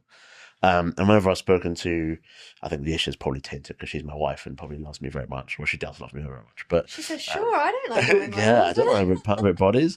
But when I have spoken to some women about it, or you read articles, there's the most common comment that's made is that actually that's quite an intimidating sort of body to look at, because that means that he probably would want someone who is ultra fit and ultra healthy, and I'm not that person. So in order to be with someone like him, I have to be this like ultra fit, ultra marathon person. I'm not that person. So I find that intimidating. I'd rather be with a dad bod. Yeah. So it's not Those if same women, however, would love to see a topless picture of David Beckham. well, I wouldn't They mind can't either. decide. Don't rule out the women. Okay, yeah. Maybe, this space on the Yeah, wall Tanya, can we can be, put a yeah. topless picture. No, Yeah. this is a family show, guys. Um, but it's interesting. I mean, I don't know how to punch through it other than just having good communication. But Do you know what I think it is? I think that picture of Ollie Murs transformed is very masculine. And I think as like society's changed, women have become fearful of masculinity. Not all of it, but instead of back in the cave times, right? Everyone would have been ripped. Can you imagine what they looked like? They were just, I don't know, to be fair. Actually, apparently they were starving in the cave times, but whatever. They would, we were conditioned to, the men would go out, they'd get all the food, they'd come back, they'd provide. Whereas now, women have become their own providers just as much as men. And I think they view men in a different way. So when they say, like, oh, he looks too masculine, is it because, like, again, in the media we're shown all these horrific stories of women who have died at the hands of men? Not all men, I totally understand that, but it's that, what is it, would you rather fear the bear or the man? yeah, It becomes down to that, and it's like looking at someone like that and being like, oh, well, they could do this to me as well. It's almost like a bit scary. That's my personal opinion, mm, is maybe like being a bit scared of that. Whereas when he's not been transformed, he looks like a teddy bear. He yeah. looks, I can't explain it. It is really weird. But again, this shows like men also go through, and more so actually, men are starting to get a lot of criticism from the media. You're either too big, you're too small, you're too ripped, you're not ripped enough. It's the same with women. You're too skinny, you're too big, but now you've lost weight, you've lost your curves, or oh, your boobs are too big. Do you know what I mean? Like, it's like no one can fit. Like, what is the ideal? I don't think it exists. Like, perfection doesn't exist, but it's just no one seems to be happy with anything that anyone is. But going back to your point around sort of masculinity and it's sort of being seen as quite pejorative, um, and the sort of bare man question, I actually found that really interesting because I picked the bear. I was that's outrageous. No, I was going to say a good friend of mine, um, who's female, picked the bear as Yeah, well, and of course you just said that now. yeah. Tanya, what do you think, bear or man? Is it guaranteed that they will No. attack me? You're in a forest, right? You're in a forest. There's a bear in the forest, or there is a lone man in the forest. Who would you fear more?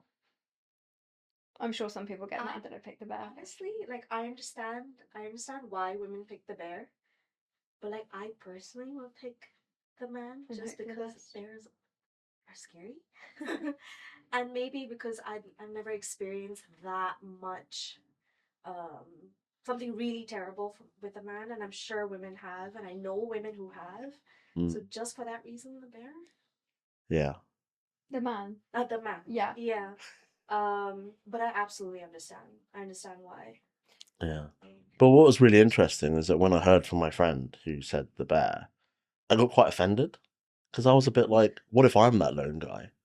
Like, if I found another person, if it was a woman or a man or a child or whatever, and we're in a forest, I'd be like, okay, I might have stuff that can help you. You might have stuff that can help me. Let's survive this forest together. There could be the bear wandering around. Like, why would you pick the bear? Will 95% of the time definitely eat you, No, but the bear will only bother you if it fears you. So but you're with the bear. yeah, best friends, holding hands, having a Not picnic. bears are very dangerous. Bears will Like, eat you. you can go to Canada, right? And they say, right, have your bells, and the Yeah. bells will scare the bear away. Okay, so actually this could be controversial. If all I need is spray and bells for the bears in Canada, Yeah. why are there some women that live in big cities feel like they have to have their keys in between their hands? Yeah. because Yeah. that's much more, could do a lot more damage than a bell or some bear spray, because the bear is less like, I feel like, why is the man alone in the forest? Yeah, What's fair he enough. doing? Because no, Fair it's enough. not even just the forest. Like, if I'm walking home at night and I hear footsteps behind me, and I turned around and it was a guy that I didn't know, I would be scared. Yeah. I'm very conscious of that. Yeah. When I used to come home late from work or whatever, and I could see I was coming up to walk past a woman, I would know that they probably would be like, who is this person walking behind me? So I would probably walk. I would either walk slower Or like, when men or cross the road, I do like I that. cross the road. When there's male runners that run up behind me, or on their bikes, and Yeah. that actually makes me, if they're a fully grown man, if they're like a teenage boy, I'm like, come on, learn. Yeah. As a fully grown man, I'm like, oh my god, what are you doing? Yeah. But they probably are totally unaware of how that might make someone feel, and not everyone feels like that, Yeah. but a lot of people do. And I think it's because, as women, a lot of us know other women that have either been really badly hurt or killed. Like, there was a girl that I knew very loosely, she wasn't like a close friend, that went to a club on a night out, got split up with her friends because she wasn't allowed into the club because she was too drunk. She was 18 at the time, I think. Yeah. So she got in a taxi to go home. Turns out it wasn't a taxi driver, it was a man that picked her up, and then he killed her in her house. Oh no. If you look up the statistics, something like 1 in 2 women have been sexually assaulted, Yeah. which is huge. So either 50% of the people have been, or the other 50% that haven't been probably have multiple friends that have been, so they're aware of the risks.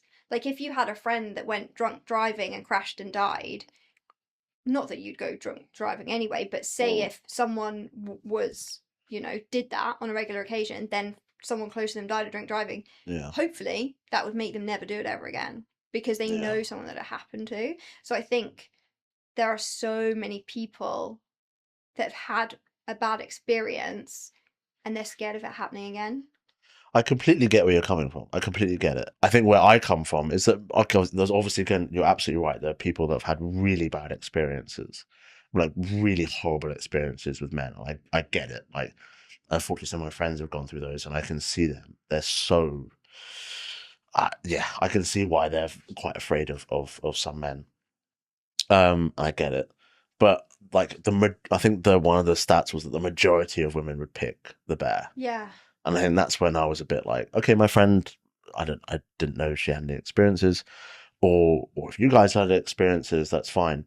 But like, when it was like a majority of women and it had gone viral, I was sort of sitting there being like, I don't think something doesn't feel right.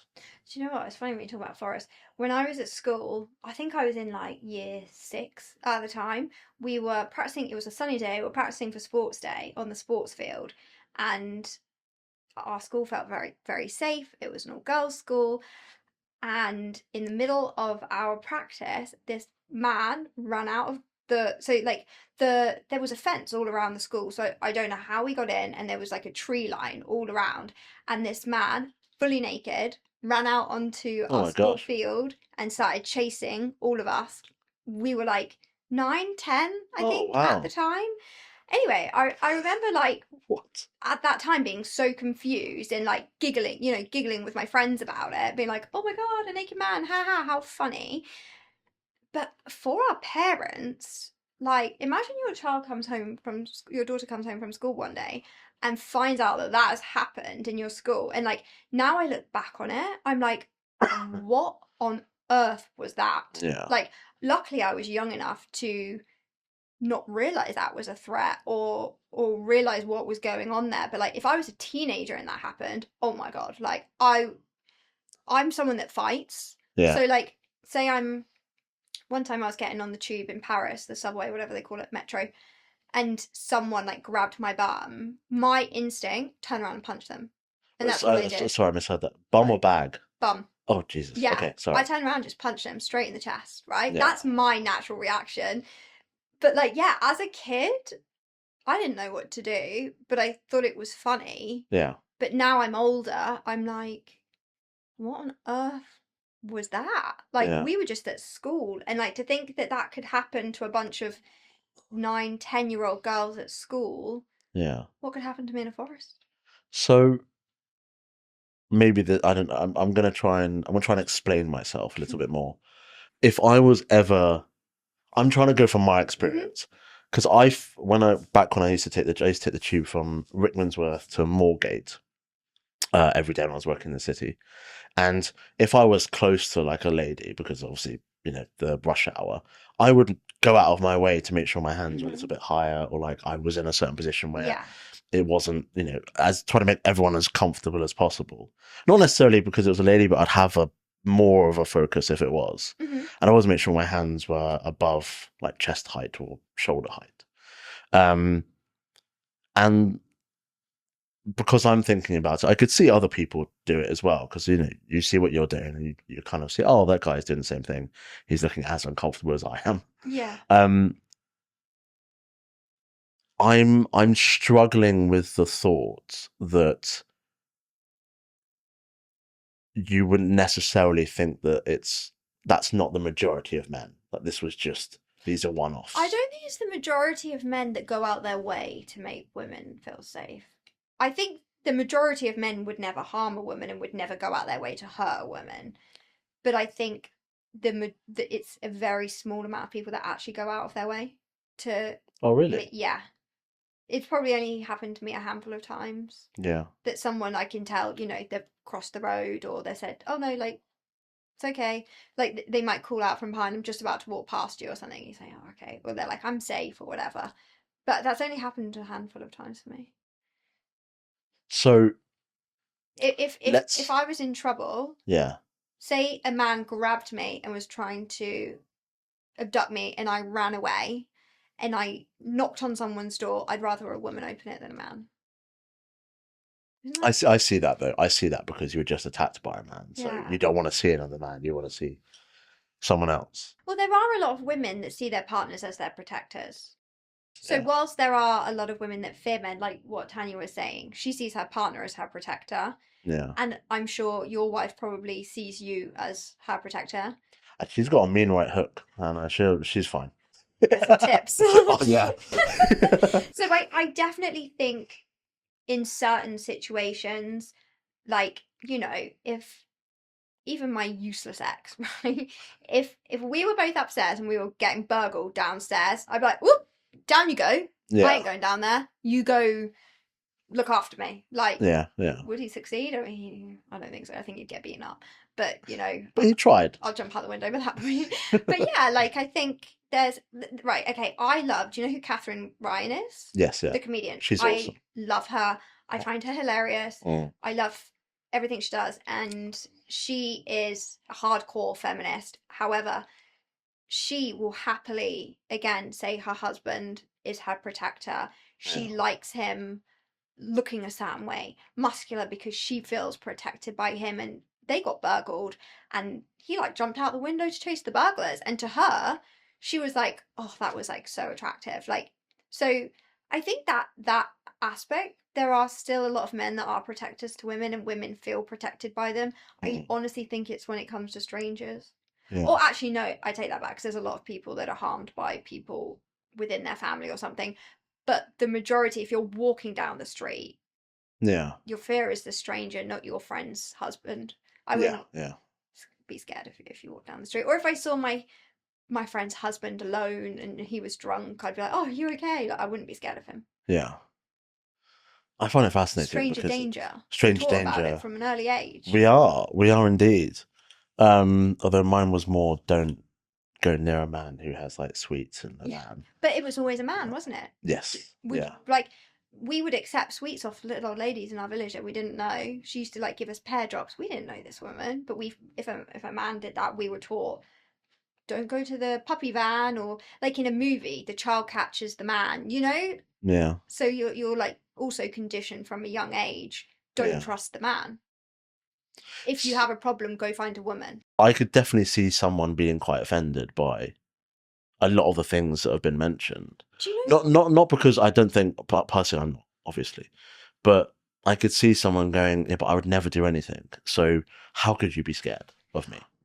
Some people are really unaware and Yeah. are oblivious to their surroundings, almost to themselves, in different ways. So I'm oblivious with my personal belongings. I am ripe for the picking when it comes to mugging, right? But I've never been mugged, so I'm just oblivious to it. Yeah. And I'm like, I'll have my phone in my back pocket, whatever, who cares? And then, Yaz will be like, Hannah, put your phone in your bag, zip up your bag. Someone might find that, oh, why are you nagging me? Yeah. Like, Yeah. my phone's fine in my pocket, nothing bad's ever happened. But I'm like, oh yeah, I should put that in my bag. But someone else might be offended by that. And it's just being open to what other people are trying to help you with. Yeah. Some people are open to that and some aren't. I definitely hear that. My concern is that it's a slippery slope. Because, like, for example, let's take the tube thing. And let's say I was a stranger to you and you and Yaz were chilling, and Tanya, of course, hanging out, just being awesome. And you had your phone in your back pocket, and I was just standing there, like, whatever, doing my thing, listening to Everyday Empires, as everyone should. We will all be listening. Damn straight. And Yaz, of course, pointed out, come on, Anna, it's in your back pocket. And I overheard it. And then you mugged me. And then I found a different way, obviously. I'm very nefarious. But I would just be like, well, of course, like, she feels that way because you have no idea who I am. I wouldn't feel offended by it, but I would probably be like, what am I doing anything that's creating? But it's not. Do you It's know coming what's- from an experience of Yasmin being like, look, just be a bit safer around Yeah. where you are. So I don't take offense to that. Yeah. But I can see. So I don't think that. I think that's an obvious cutoff point. I don't think guys should feel offended by that whatsoever. It's an obvious safety point. Don't be Yeah. stupid. Massively fine with that. But I can picture probably like 100 scenarios from the moment you leave your home to the moment you get back to your home where a guy could do something. Mm-hmm. Do you know what I mean? Like if it's on the tube and be a bit inappropriate, through to walking late at night, through to, you can picture scenarios that are so obvious. Yeah. How would someone try to navigate what can be quite a complex situation? Like, what principles would you give As the man? as a man to be like, how do I make women feel a bit more safer around me? If I'm generally oblivious and sort of just doing my thing. Become non-oblivious. And it's like putting your... I remember years ago, there was a Gillette advert. I don't know if you guys remember this. Gillette released an advert aimed at men for men's razors. And the whole premise of the advert was men pulling up their friends on certain things. So, like, for example, they might be in the gym and someone's like, oh, look at her over there. And his mate's like, just let her work out in peace, like, whatever. Yeah. And there was such a divide from this advert.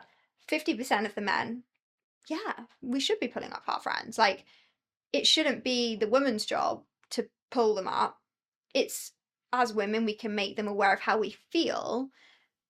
But, like, to us, it's obvious. So, and, like, there's so many news stories about things that happen to women and why women might be scared. So, some people are genuinely innocently unaware and innocently oblivious. Like me with the phone, it's such an obvious thing. Yeah. But I'm oblivious to it. Yeah. It's like, when something bad happens to a woman, they say like, what was she wearing, or why was she out at that time? It's like, why are we blaming her? Just, whatever. Yeah. If you see a friend that's oblivious, just like pull them up on it. But that's if they're doing something. If they're not hurting anyone, they're not making anyone feel unsafe. It's like, say you're walking home at night with your mate, there's a woman in front of you on her own. You just say to your friend, oh, let's walk on the other side. And he might be like, why? You just say, oh, because we don't want to like creep up on this woman by accident and make her jump. It's just little things like that, I think. And then the more like aware you make someone, the more aware they become. Like, it's like all those little travel mistakes that I've made led up to me being safer with my things and being more aware of my surroundings as well. But what I will say is, actually, I said earlier, I've only had a handful of times where men have gone out their way to make me feel safe. When you mentioned about the phone in the back pocket, I have had men say, your phone's in your back pocket just to make you aware. I don't want anyone to like steal it. I really appreciate that. Yeah. And yeah. like I was in Rio last week and I was waiting for an Uber and a local man wound his window down and he was like, just so you know, this isn't the safest place for you to be alone. Do you need help? And I like again, I appreciate that. Yeah. Luckily my Uber was like a minute away.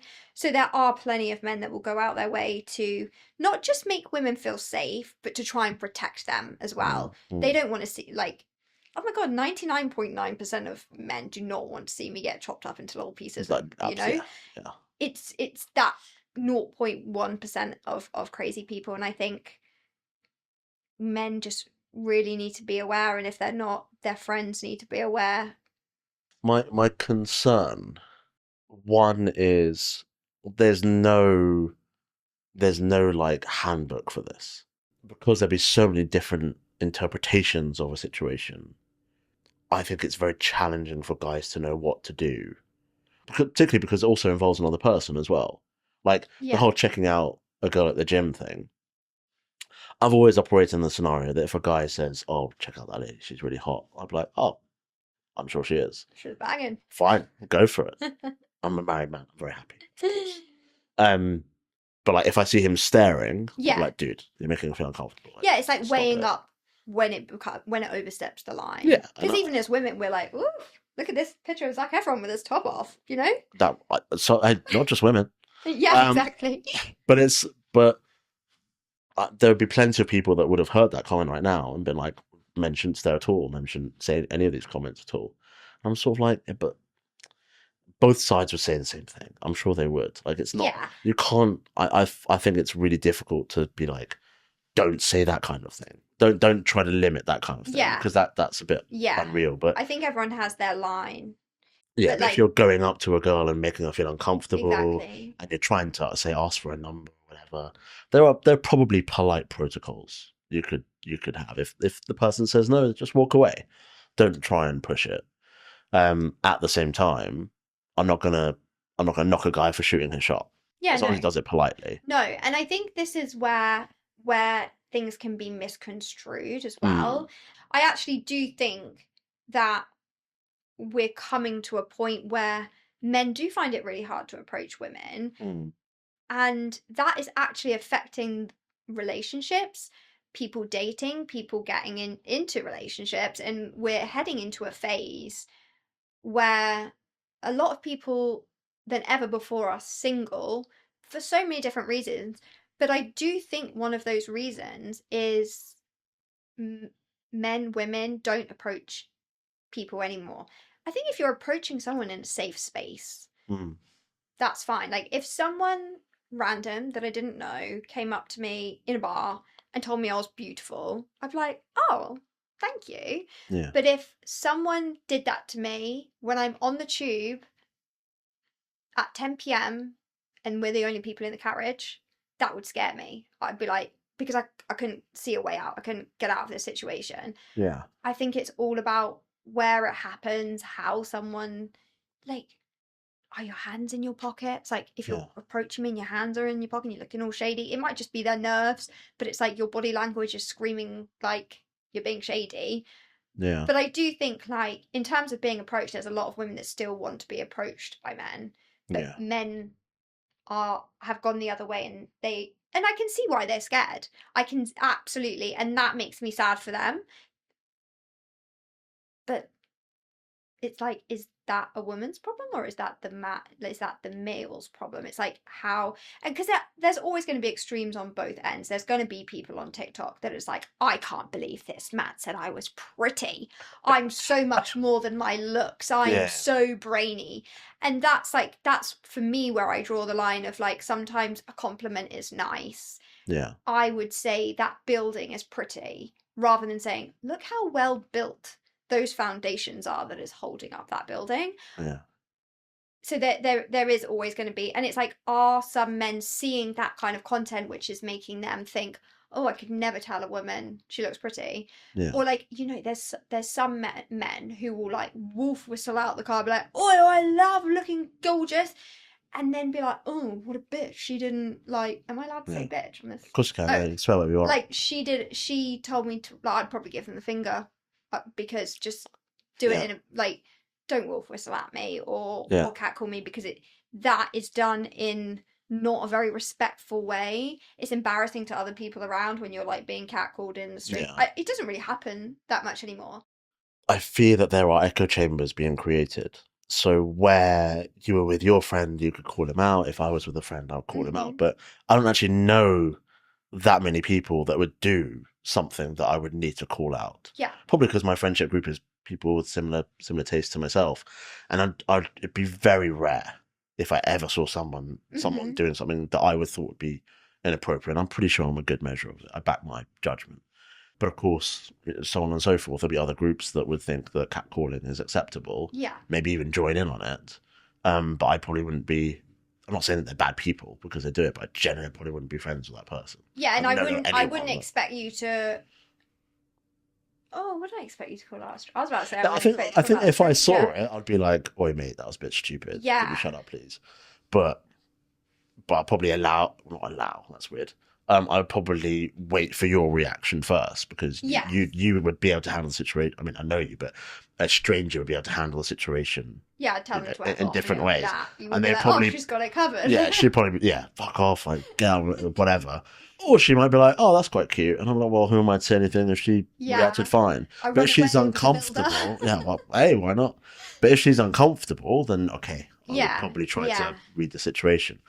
But it's my fear on echo chambers is the same fear I have with the social media algos, is that you get fed the stuff that you kind of want to see.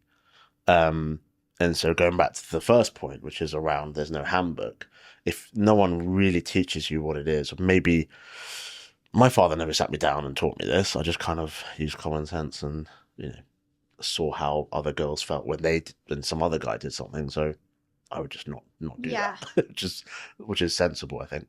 So you don't get a manual, so you kind of learn from the people around you, and that could be wrong, or it couldn't be right most times. So I feel like it's very difficult to manage the situations. So I fear the result nowadays, with especially younger people in our generation as well, is that they just don't engage. Yeah. They don't go up to ladies at bars anymore. Yeah. They don't because of they might be nervous. I mean, I was horribly nervous when I was at university. I went to an all boys school, so girls were like a fad. All I knew was my mother, and that was it. And she was wonderful. That's amazing. I was like, oh, who is this? So going up to a girl at in Freshers Week, was like my worst nightmare. I was like, what do I talk about? And then obviously after like 10 minutes, I realized they're obviously human beings. I just talk to them, not talk to people normally. But I was super nervous. I might have had my hands in my pockets, like shuffling and maybe not making eye contact and being like, you look really nice tonight. And then that person might take it well, or might be like, get the fuck out of my face, please. And it was always that. I've never had that before, but I've seen a guy. Haven't been threatening.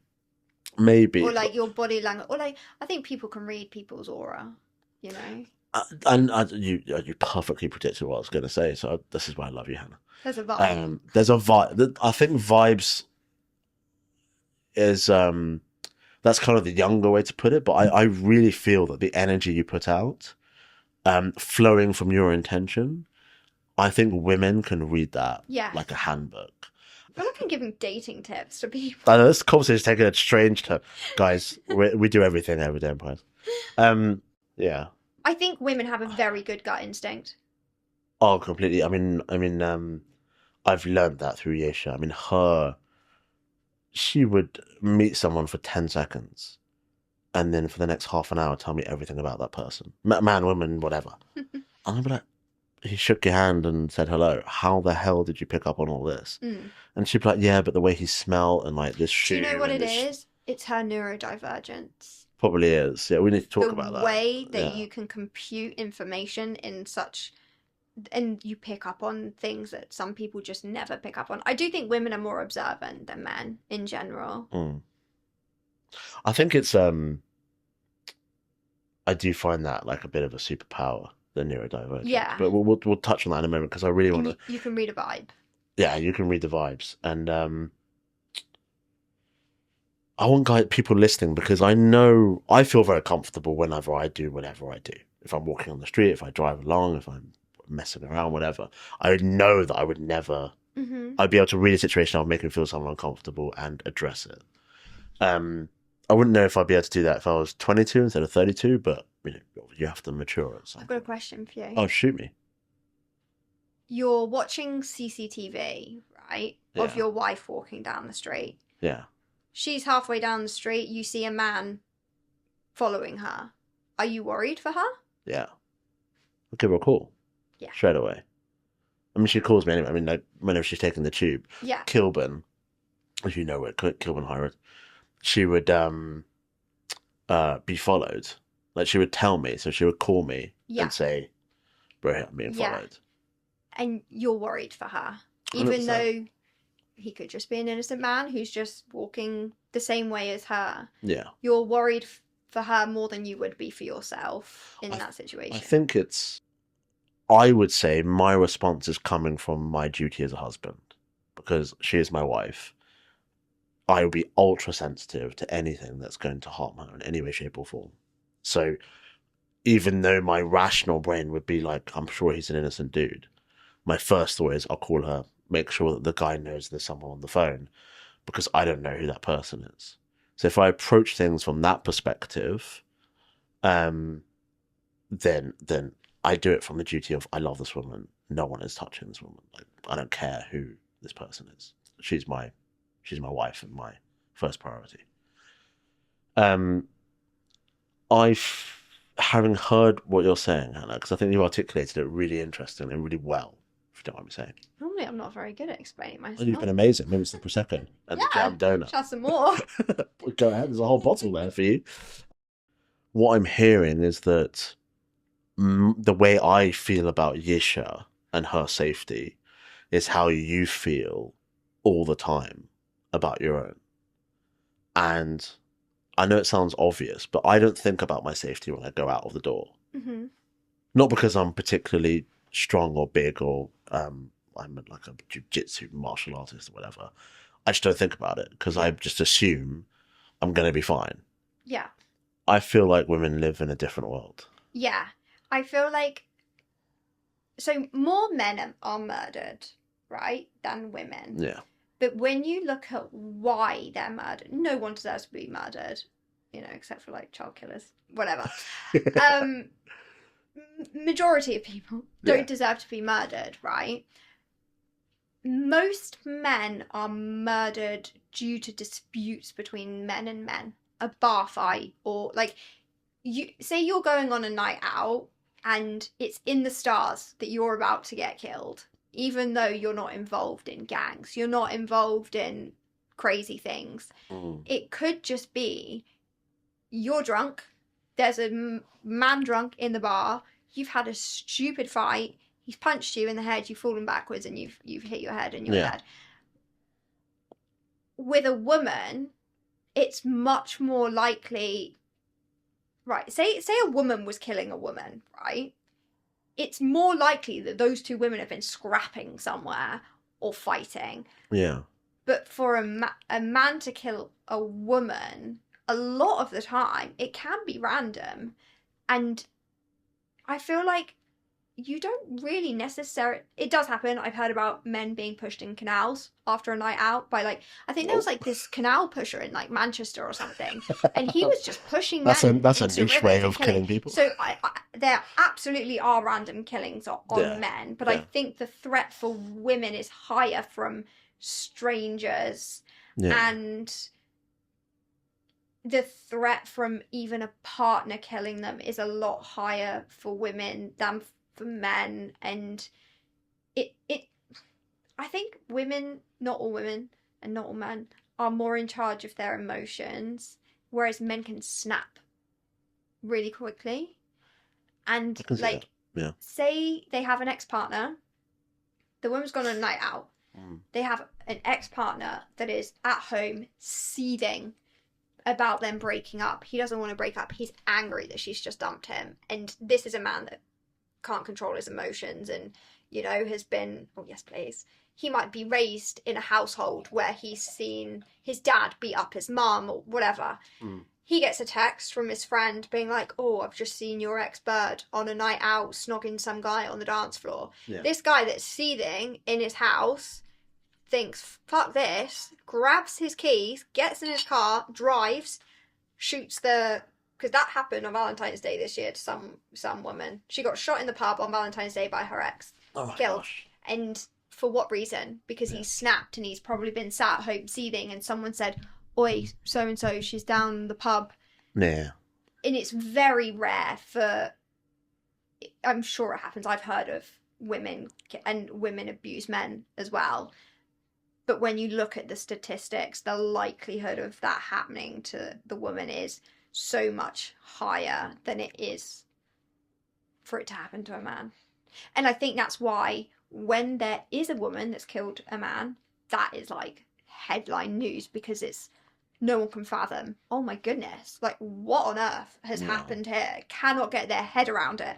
Whereas you'll see a news story, man shot his wife on Valentine's Day in the pub, it's gone by the next day. Yeah. Whereas when it's the woman killing, it's in the news for days and days and days, the trial, blah, blah, blah. Whereas so many women get murdered by partners, it never even makes it to the news. Yeah. I can't remember what the statistics are, but it's quite high. I don't know off the top of my head either. I don't want to get them wrong, but it's probably more acceptable to be violent against a man than it is against a woman. Yes, I agree. And it shouldn't be. No, violence should not be a thing at all. Speaking realistically, I think we've lost an understanding of what it means to be violent and humans' capacity to be violent. Because we've been at so much peace, I think it's a good thing that we've lost that understanding. But what I think rises to the fore is that we misunderstand sometimes the safety of women and how you guys feel, because I don't think that's lost from you at all. You still feel to some extent unsafe in going about your daily life. But for someone like myself, who's never been to war, probably will never go to war, touch wood, what do I have to fear walking out my door tomorrow? Yeah. So all of this aside, what can both men and women do to try to help the situation? I don't think women should belittle men. Yeah. I think there is a movement of everyone that is making it more everyday for a man to talk about his feelings. Because I absolutely think for decades, centuries, men have had to bury their feelings because everyone's made them feel that way. That's been society that's made them feel that way, and I think society was built that way for them to do that. And it's only been very recently that people are like, maybe men shouldn't bury their feelings, because by burying their feelings, that is what is building all, like Johnny who's seething at home because his ex-wife has gone out. It's because he's not telling anyone how he feels. So like, everyone should encourage men to be honest with their feelings. No one should laugh at a man for crying. No one should... Like, I personally, if I see a man cry, to me that is masculine. I'm not going to say attractive, because I don't want the man to be feeling sad or anything, because I don't want anyone to feel sad. Yeah. But I would much rather date a man that can sit there and cry to me and tell me why he's had a bad day, tell me what he's worried about, rather than a man that feels like he has to hold everything together. Because I do think there's a pressure on men. Oh my god, I've got to hold this family unit together, which means I've got to hold myself together. I can't, like, a lot of the time it doesn't really happen so much in the UK, but it happens a lot in the US. You hear about these men that end up killing their whole families because of the pressure that they have had to keep everything ticking over for that family. He might have a wife at home that's raising their 3 children. He's in a shit ton of debt, but no one knows about it because he doesn't want it to negatively affect their lives or ruin his marriage. He wants to keep his family together, and I'm not saying that it's okay, but I think sometimes those pressures can cause people to do really insane things, and everyone needs to make people feel like they can really talk about their feelings and Yeah. let it out. Don't belittle them. Don't like, I don't know, write on a dating profile like, oh, I don't want anyone shorter than 6 foot, when the average man is shorter than 6 foot. How does that make someone feel? It's like, you can't judge someone on their height. You can't judge someone on the way they look. And I feel like there is something that in society where men feel like they have to be a certain way. But what I always say to this, society is man-made. Yeah. So it's really on the men to break societal pressures down, but women should always support that and aid that as well. In society, there are just natural filters. And if someone is saying that your height is a criteria, that's probably, and you take offense to that, that's probably a filter to say that person's not right for you. Yeah. Yeah. And so, but people don't want to hear that. People want to feel liked, but especially if that girl is someone that they like and might find attractive. Yeah. You sit there and be like, oh, your criteria is 6 foot. I'm 5'9". It's Yeah. not happening. Yeah. And as a man, if I was that person, I'd feel so defeated because my height's the one thing I can't change. I can go to Turkey and get hair. I can go to some clever doctor and get liposuction. I could, work really hard and be extremely successful and make billions. Hopefully, touch wood. Sure. But I can't change my height. And I've seen quite a lot of guys feel a bit insecure about it because they're sort of go, well, what can I possibly do? I always try to encourage and say, well, that person's not right for you. Don't worry about it. Go to someone else. But if a man loves a woman.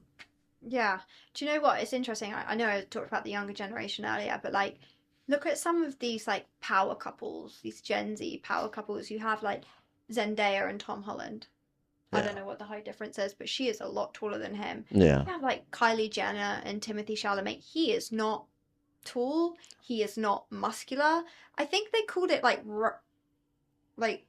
rat boys are in or something like that for that generation. They like the little. I'm not saying he looks like a rat, but people say you either look like a frog or a rat, right? I was going to say Timothée Chalamet is a very handsome man. Yeah. If he's called a rat. Right. But like, I wonder what his height is. I don't think he's very tall, but like, he is with Kylie Jenner, who is like one of the most famous women in the world. She's beautiful, and like Zendaya, absolutely beautiful. Yeah. Sophie Turner was with one of the Jonas brothers. Can't remember which one. Jonas, I think. She was a lot taller than him. Yeah. Tanya, are you fact checking us? How tall is Timothée Chalamet is taller than Kylie Jenner, apparently. 1.7, and she's 1. What's that in feet? But he's not like a 6'5". He's 5'10". Yeah, so he's not super tall. For a lot of women, what, you're not going to date Timothée Chalamet because he's not 6 foot? Like, he's smashing live, he's doing amazing. So I think, again, people are realizing there's so many people in unhappy relationships, and that's because they're basing their relationships on silly things like looks, height, because looks fade. Someone might get in an accident, they might lose their legs. Do you know what I mean? You could go for a 6'5" guy that's not always going to be 6'5", and you have to choose your person. Everyone has like certain preferences, but like, there have been people that I've thought were really attractive, then you get to know them, and suddenly someone who is so attractive becomes like the most disgusting person in the world to me. And then another the time, ick. Yeah, you get the ick. Or you might, talk to someone who is not your type and you don't find attractive, but after really getting to know them, suddenly they're like the most attractive person in the world because their personality is amazing. And beauty is so objective. Like, I might think someone's beautiful, so like me and my sister always have this, like, she's like, oh, that person's so pretty, and I'll be like, I don't think so. Or I'll be like, oh my god, she is beautiful, and my sisters will be like, ew, no, she's not. Yeah. So I think people just have their priorities wrong, and they need to learn from their parents' mistakes, because there's a lot of divorces happening because people are not picking people. I mean, there's a lot of reasons why divorce happens, but I think a big one is if you go into a shallow relationship, it's not going to end well. So more for those people who would rather a 6'5" guy than a guy that makes them really happy. Yeah. And like you said, that's what men need to realize is at the end of the day, you might have a 6'5" friend. It doesn't mean he's happy in his relationship, and you're actually better off single or better off waiting to find someone that values you as a person rather than your height. Hannah, I think we could talk all day. And one I'm sure one time we will. But unfortunately for the listeners, they've only got a semi-finite amount of I time think to we've listen given to them us. some good dating tips. Absolutely. This was definitely not on the crib sheet. Start our own dating. Sorry, show. Tilly. But I think I really want to explore that conversation with you because, and I appreciate you being so open because we talked about it pre-show. You know, we'll get And- like 50% of the people be like, you're an asshole. 50% of the people will think I'm an asshole. That's and that fine. just goes to show what we were saying earlier Yeah. about how you have people on either end of the spectrum. Yeah, which I think is fine. I mean, I get the social media game in terms of, the dramatic elements really come through with it. My concern is when it filters into actual society psyche. Yeah. And I see so many great guys just not shooting their shot. Or more commonly, some of Yesha's amazing friends who are they're perfect. They're beautiful. They are successful. They've got great families. Just everything about them is just, awesome. And they ask me, where's all the good men at?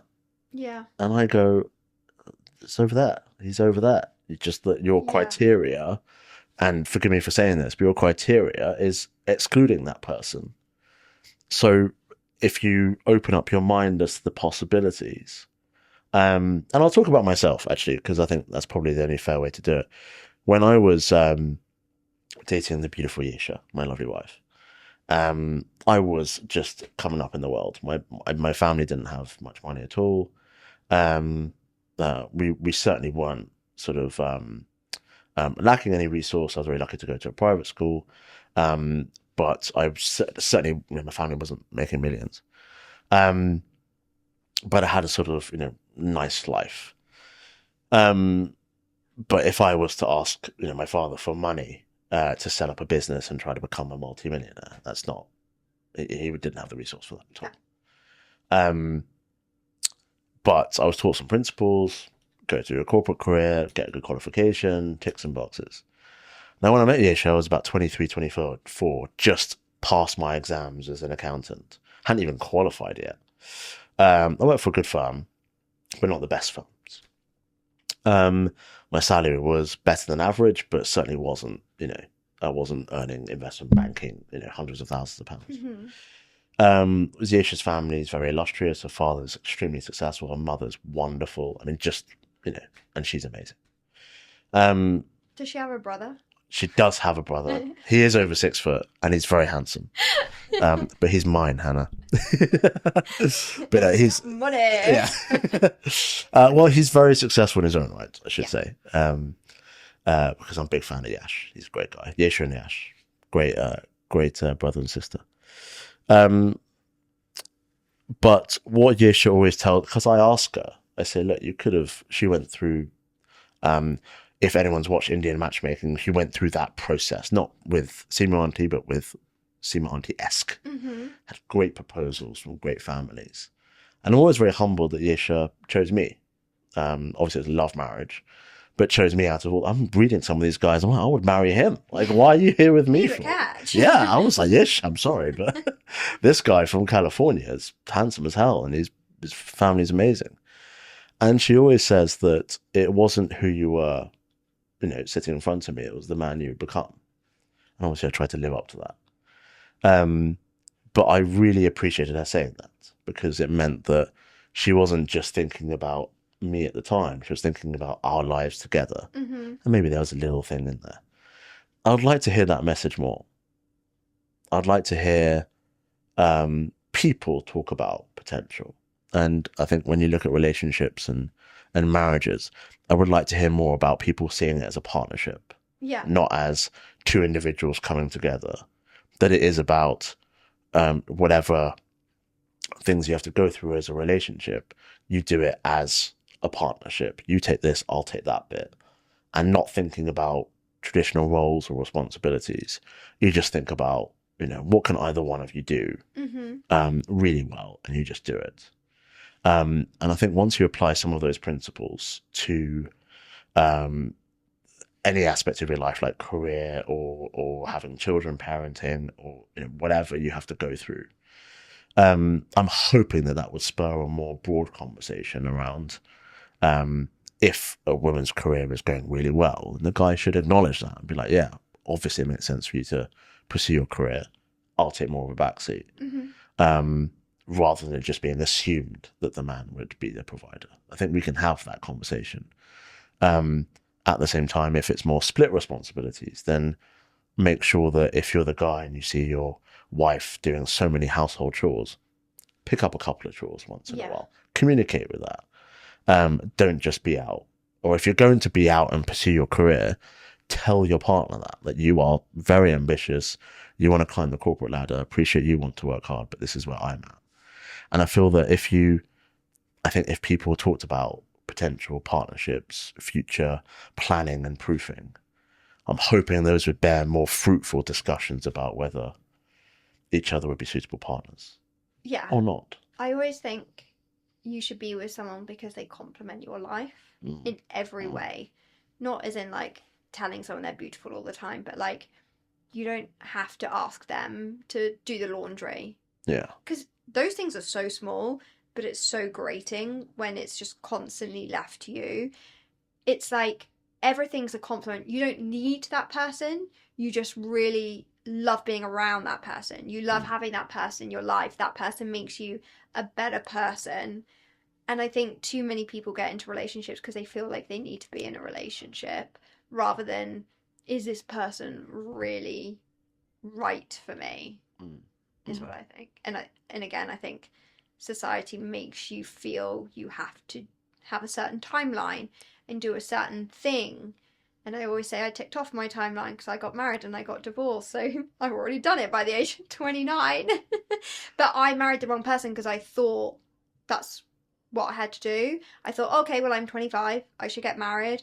Then we got the dog. And then it's like, oh, okay, we should probably have children. Thank goodness we broke up before that because I wouldn't want to have to then go through all of that with a child as well. But I think too many people are just ending up in relationships because they feel it's the done thing, or they're like, okay, this person's available. Yeah. This person doesn't really hate me. Like they're just blobbing along.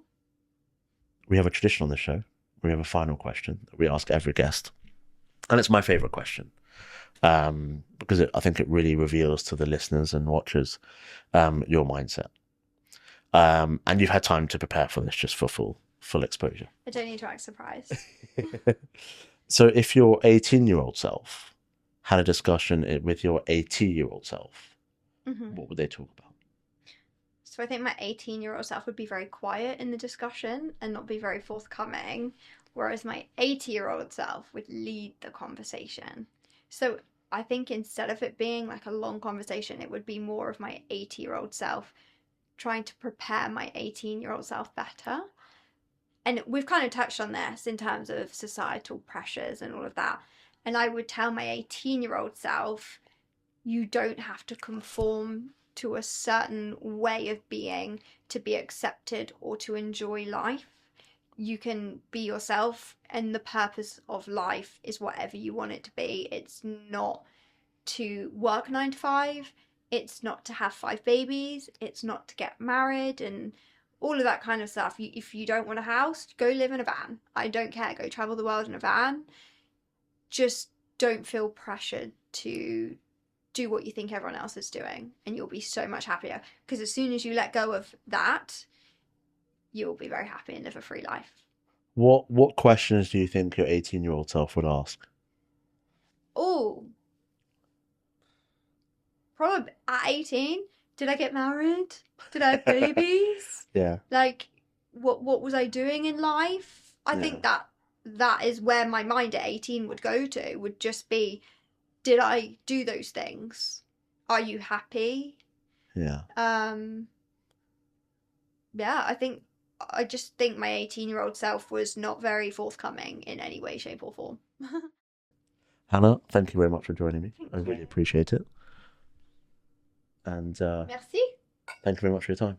And yours, thank you very much.